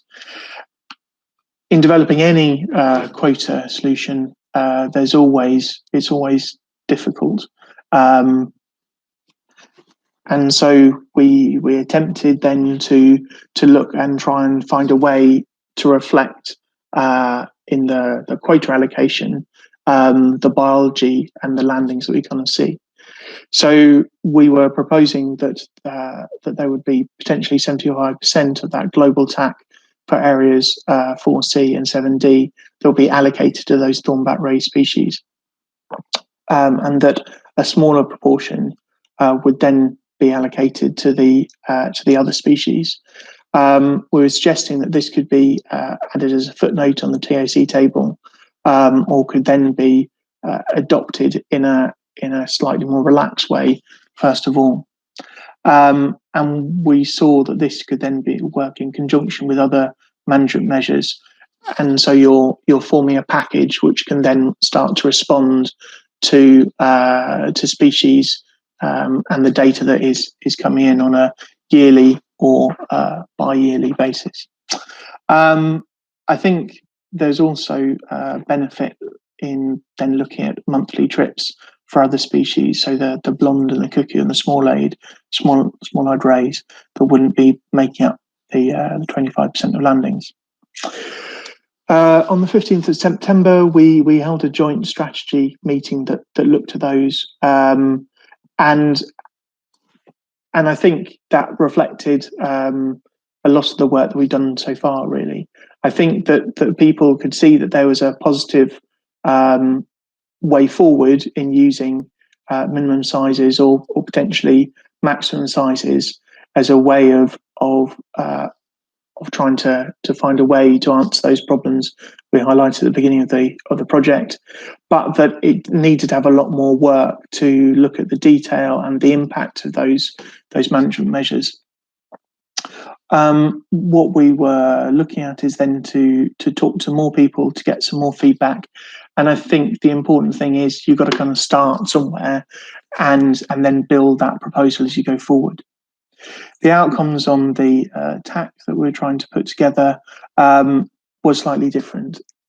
And I don't think that's hugely unexpected, but that setting fixed percentages is difficult, as different nations fish slightly different species. And it was really highlighted that blonde rays in Belgium were something that didn't really fit into this solution from their perspective. I think the feedback that we've had, that we got from the meeting and has been reflected a bit in the presentations to date, suggests that we do need to try and find a solution somewhere to this. We need to carry on gathering data for the assessments and try and look at using the biological and scientific aspects of the stocks and the interrelation between the different groups to try and develop that solution and create ourselves a bit more space in trying to do that to then match up with the political goals later. The next steps then were really to engage with ICs and develop a special request that builds on some of the SUMARiS project recommendations. But I think the other aspect really is that we we've seen that over the last 10 years, there's been a big evolution. There's been a lot of discussions, but hopefully now the project has come up with some tangible outcomes, and is then something that we need to work with others to start to develop more concrete solutions. Finally, we just want to say thank you very much for everybody's help. And really, I think one of the takeaways as well is that it's important to work with all stakeholders in developing the solutions. I think it's really vital that we work closely with scientists and industry work closely together, because the answer is really in that collaboration. And I think there are some simple solutions in being able to communicate that management with the industry moving forwards. Happy to take any questions. Merci beaucoup, Will. Thank you very much, Will, for this presentation, which describes the recommendation stemming on this 3-year project and opens prospects for future work. The goal of the project, of course, is to get out of a regulation that is too constraining and to try to find ways forward. So this is at the heart of our goals. And I'm speaking for the professionals. What's important for us is to know how these recommendations could be taken into account and lead to modification. So I'm sure there will be a lot of questions. We don't have a lot of time now, but that will be raised. And so hopefully you can answer them. But we will move on to the next presentation. And I think next on our list is on management. So we will hear the European Commission, which will speak on the European management of rays and skates and the what the Commission has raised in terms of issues, and share their conclusions on this project.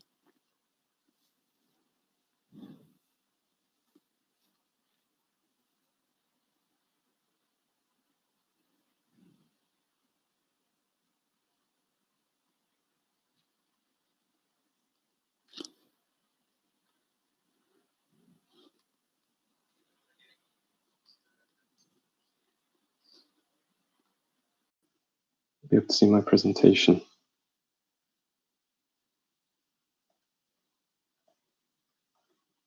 Voilà, there we go. Okay, thank you. So my name is Jonathan Shrives. I work in DG Mare within the European Commission in Unit C1. That's the unit that deals with TAC and quota and fisheries management in the Baltic, North Sea and the Atlantic. A little bit about myself first, apologies, just so you know who I am, for those of you who haven't met me before. I've been working in DG Mare for about 4 years now.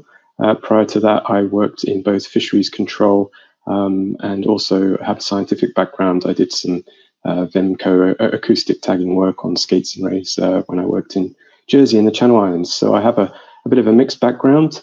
And I previously worked on skates and rays dossier as well within the team. So without much more ado, I will carry on with the presentation. Thank you.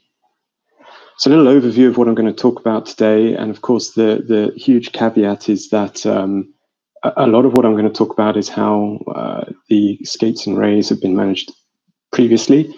Unfortunately, the big elephant in the room that you're all well aware of is the UK leaving at the end of the year.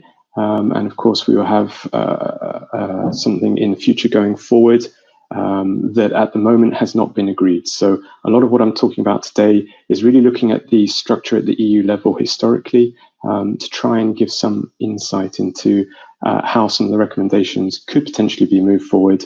But as I say, the big caveat is, of course, Brexit, and that future agreement with the UK has not yet been agreed. So here you can see on the map the area you're all very well and familiar with the different ICES zones. And a little bit of history, as I said, and apologies if I'm repeating what some of the other presenters have given today already. But these are some of the different options that were available to us. both at the national level and at the EU level.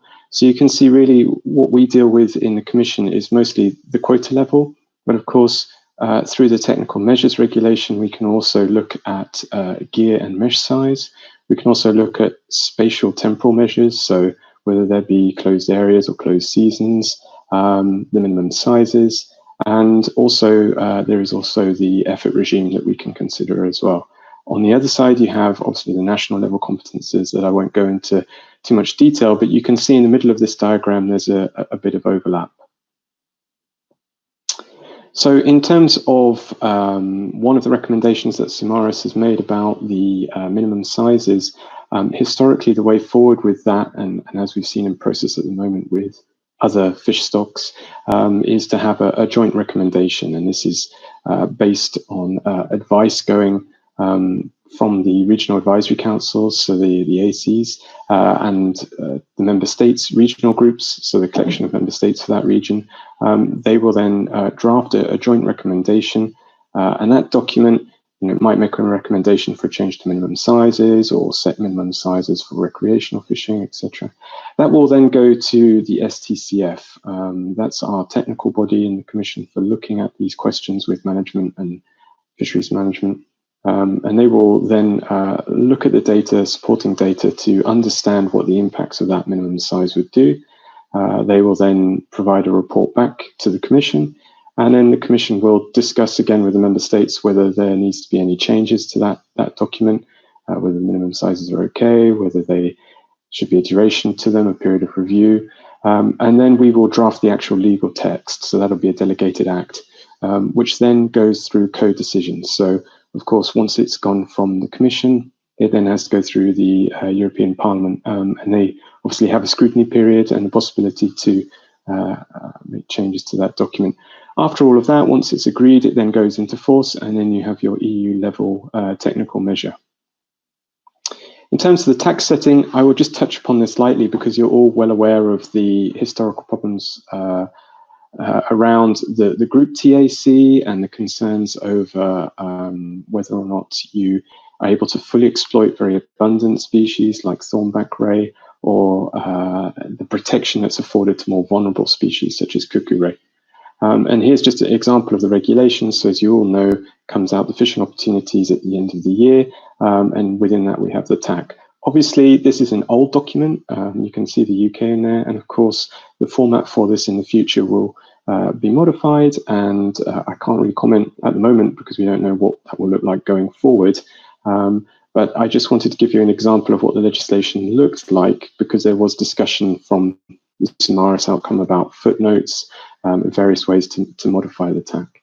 I have to stress, though, that the question about the relationship of the different stocks within the TAC has been discussed previously, and has been sent off to both STCF and ICES. And I will show you a copy of the spreadsheet that we use within the Commission. And you can see there's quite a lot of different species that go into the various TAC units. And here the issue really has been, should we weight the TAC towards the more abundant stocks? And what impact would that have? And we've asked that question both to ICES and the STCF previously in 2016. And the issue was, well, if you have a weighted TAC where the TAC evolution, if you like, is increased according to the more abundant species, how do you afford protection to the more vulnerable ones? Because there is a risk then that those vessels that are fishing more of, say, thornback ray could potentially increase the fishing effort and fishing mortality on the less abundant and more vulnerable stocks, which is a point that obviously SUMARiS has raised as well. The way this is done then at the Commission level is that each individual stock is treated equally. So it's not an addition of the catch advice, it's an average between all of them. So if there's 11 stocks in a TAC unit, we take an average of the trend of each stock to then make our proposal.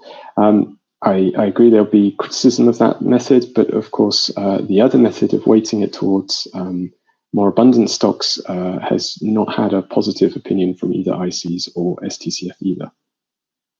Oops.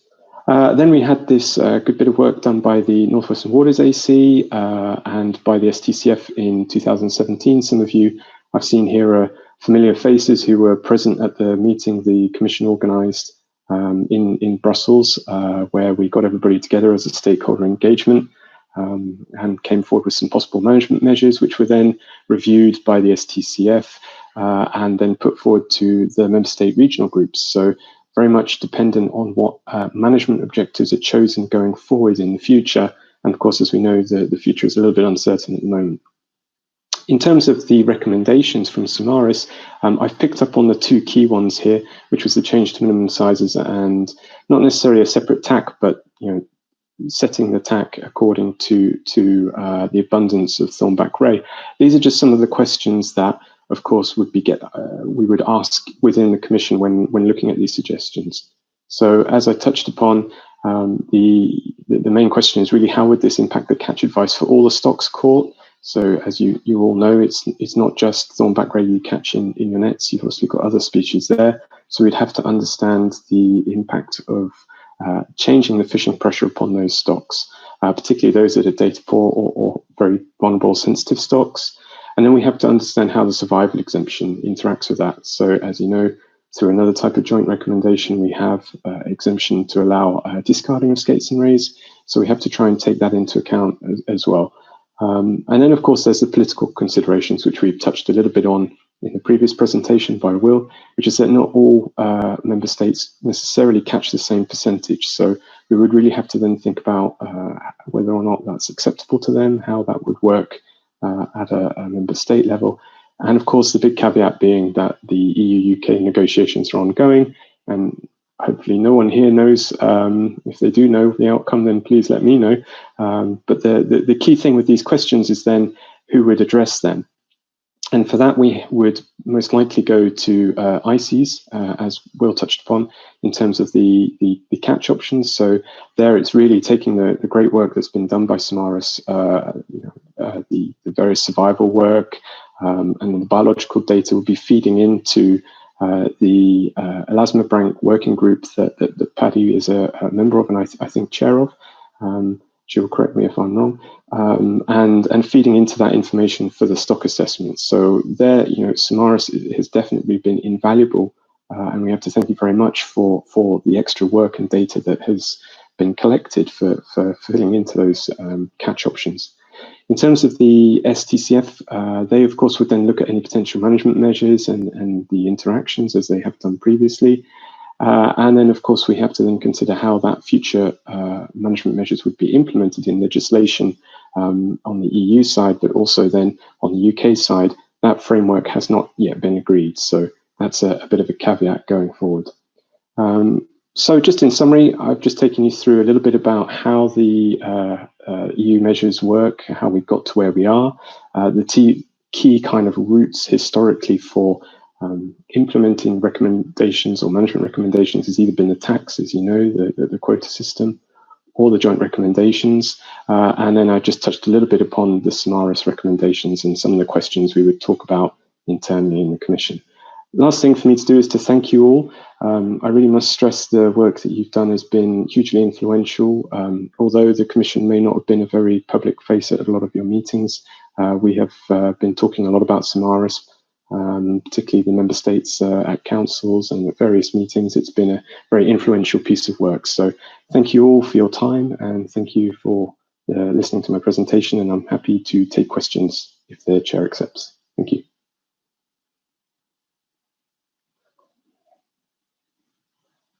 Oui. Merci beaucoup, Monsieur Schreims, pour cette présentation. Thank you so much for this very interesting presentation, having different perspective of evolution. So thank you so much. And also thank you to DJ Mare and all the financing aspects, as I said at the beginning. So a few questions. Is the change of the protection of sensitive species would modify the TAC proposal made by the EU?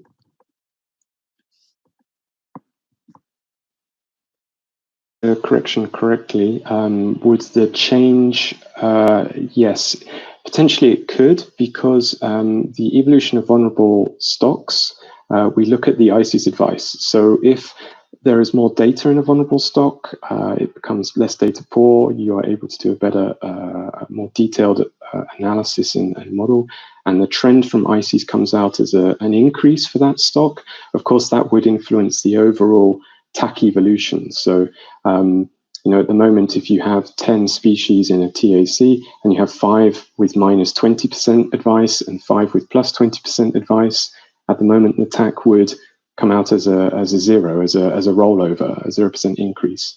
So it'd be the same as the previous year. Of course, the work that you're doing allows that to potentially change, that you can have less at minus 20, less of this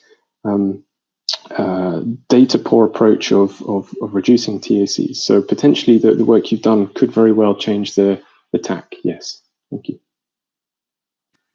Merci beaucoup. Merci beaucoup. Thank you so much. So parallelly of the SUMARiS project and connected to it, we have kept one moment to have external projects, of course, connected to stakes and raise, and certain projects can really go deeper also in that study. So we have data, we have perspectives, we have recommendations, and obviously, as always, we need to continue to explore those topics. So we have several interventions of parallel projects that we'll introduce to you, which are connected with our topic. So first, we had Sam Von Holm from ILVO talking about the RaceScan project, but is not available. But Noemi will talk about that in a second. And Ben Nausicaa, Aquaria, about all the blackfin guitarfish progresses. And Janja Pros from the University of Wageningen will introduce to us the estimation of abundance of the thornback rays through the markers and catches.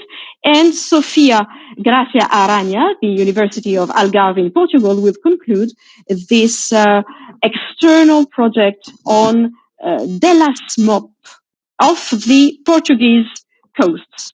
So first, Noemi, you have the floor.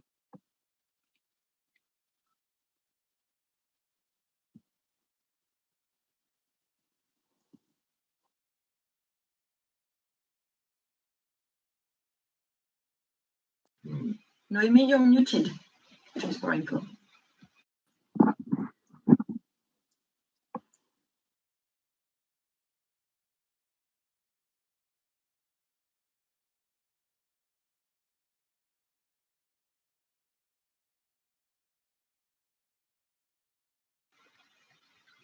Noemi, we don't hear you.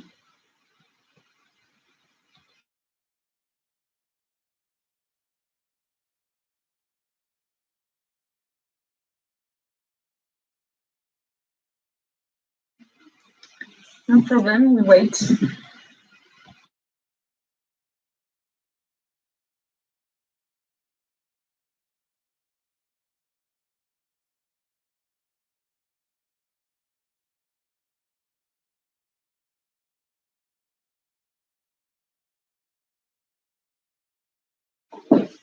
Sorry for that, just waiting 1 second for Noemi.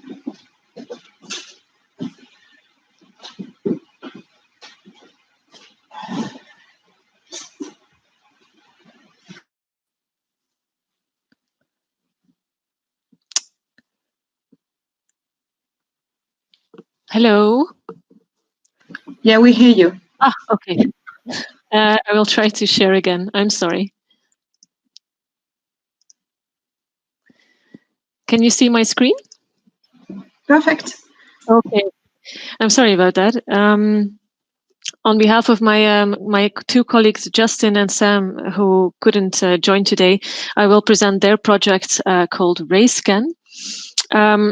I wanted also to quickly draw your attention to yet another project that is happening right now at ILVO called Ray Watch, coordinated by my colleague Laura, and she will post just a couple of lines with information on this project in the chat box, because we don't have time to really go deeper into this.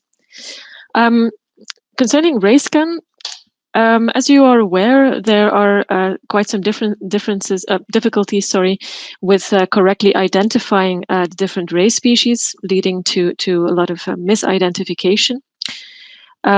Since some of the species are endangered and threatened, this is an important problem that needs to be dealt with. So to tackle this problem, there have been many initiatives, also within SUMARiS, as Sander explained, to train people at correctly distinguishing the species. But that is not what RayScan aims to do.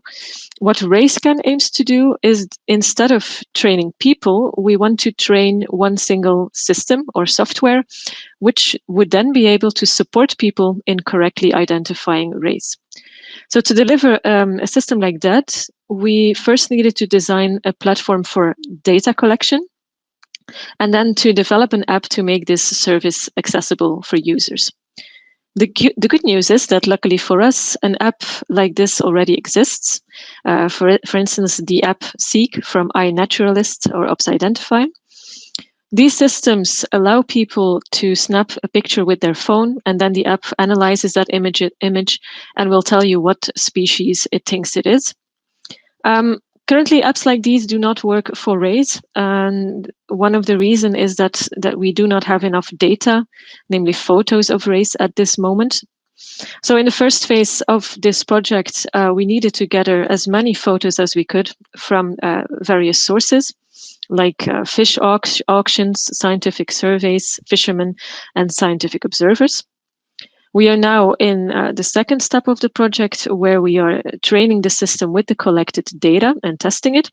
This is also where our partners, iNaturalist and OpsIdentify, come in, and they will be focusing on this in the coming months. Finally, once we've tested the system to satisfaction, we'll enter the promotion phase, where this app will be introduced to people who need it, like fishermen and people working at the fish auctions and other interested stakeholders. And then we will explain these people how to use it. So, in conclusion, ILVO has collaborated with the software teams of OpsIdentify on developing an app that can identify ray species automatically using artificial intelligence technology. And the final product of RayScan will be an app where you can simply take a picture of a ray and then receive the correct identification. That was it for me. Thanks for your attention. Merci beaucoup. Merci beaucoup. Thank you so much. So I give the floor to the Nausicaa Aquaria and all the team for the progresses about black-chin guitarfish. Thank you so much. Thank you. I will try and do as fast as possible.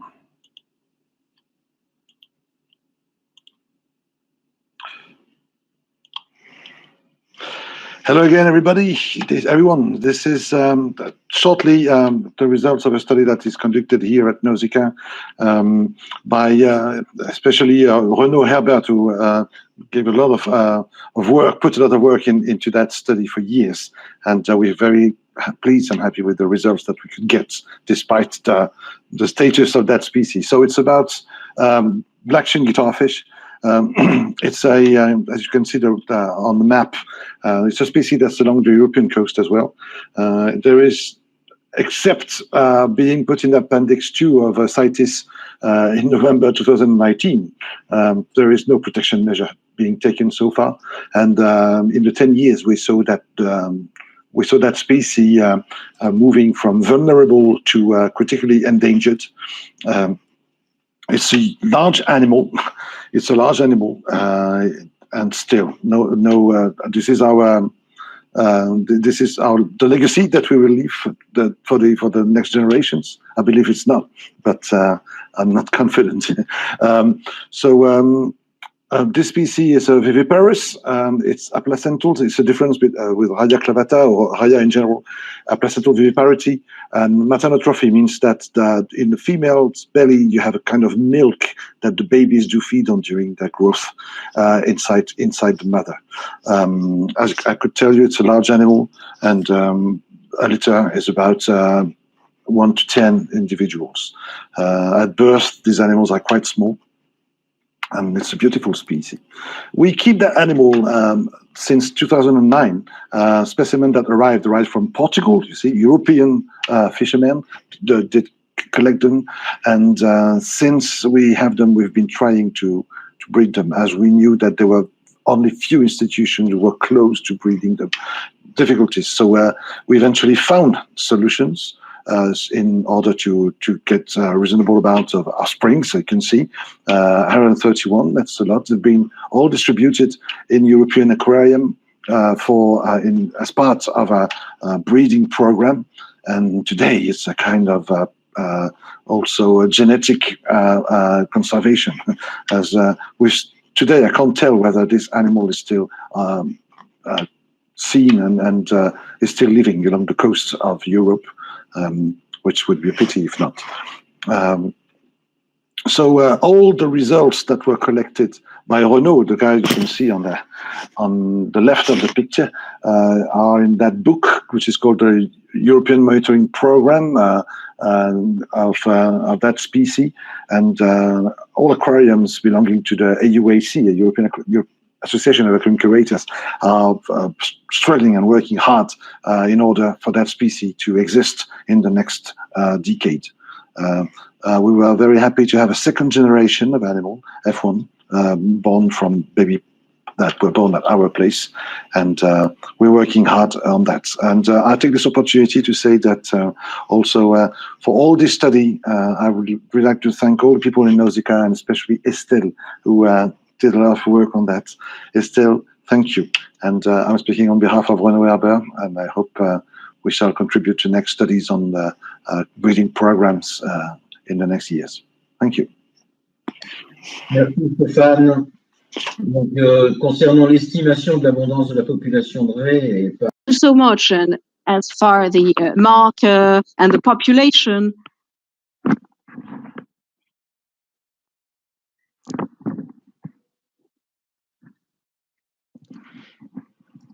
So we'll stop sharing our screen. J'ai pas entendu la question, excuse-moi. Sorry, we need to switch to the next presentation. If you could mute yourself, thank you.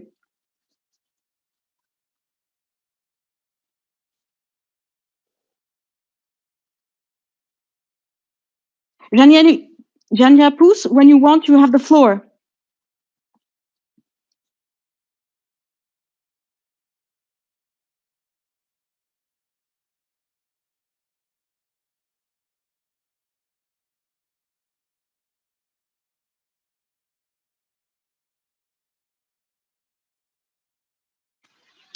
Dans ce cas, peut-être qu'on pourra retrouver. So in that case, maybe we'll come back to you later. Now we have the presentation of Sofia Graça Aranha from the University of Algarve in Portugal. Are you with us? Just one second.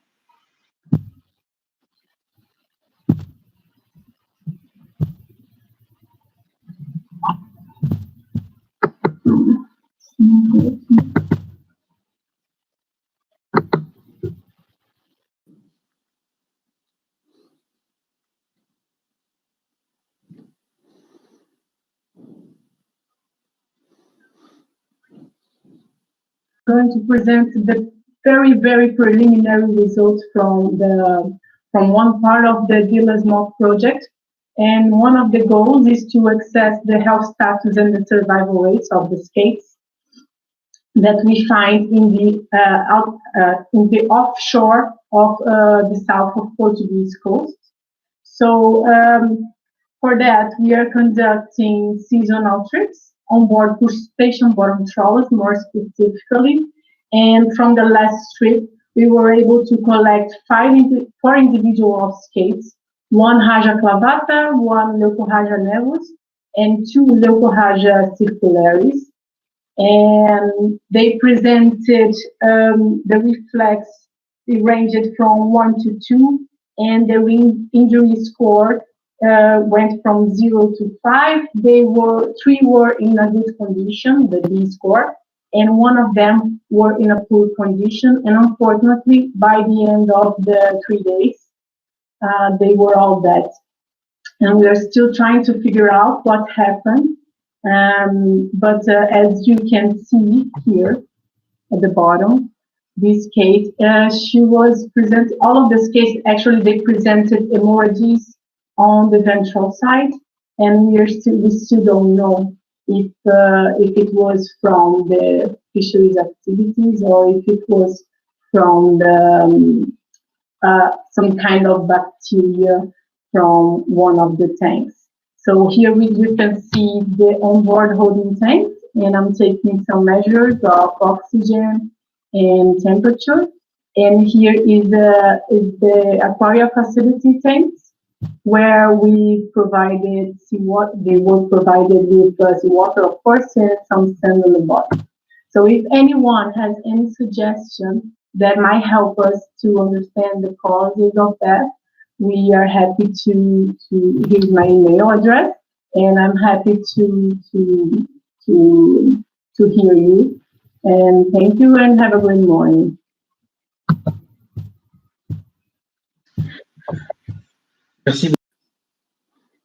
Thank you very much. And I believe Jan Pops is back. Can you hear us, Jan? You can hear me. That's nice. Yeah, my session froze when I tried to share the screen. So let's not do that. I can talk without slides.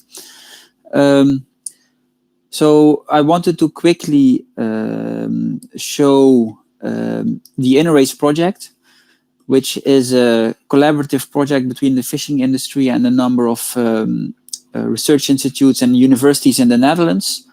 And our aim is to estimate the total abundance of thornback rays and blonde rays, similar to the presentation of Morgan Amelot. The only big difference is that we try to use DNA samples. So we collect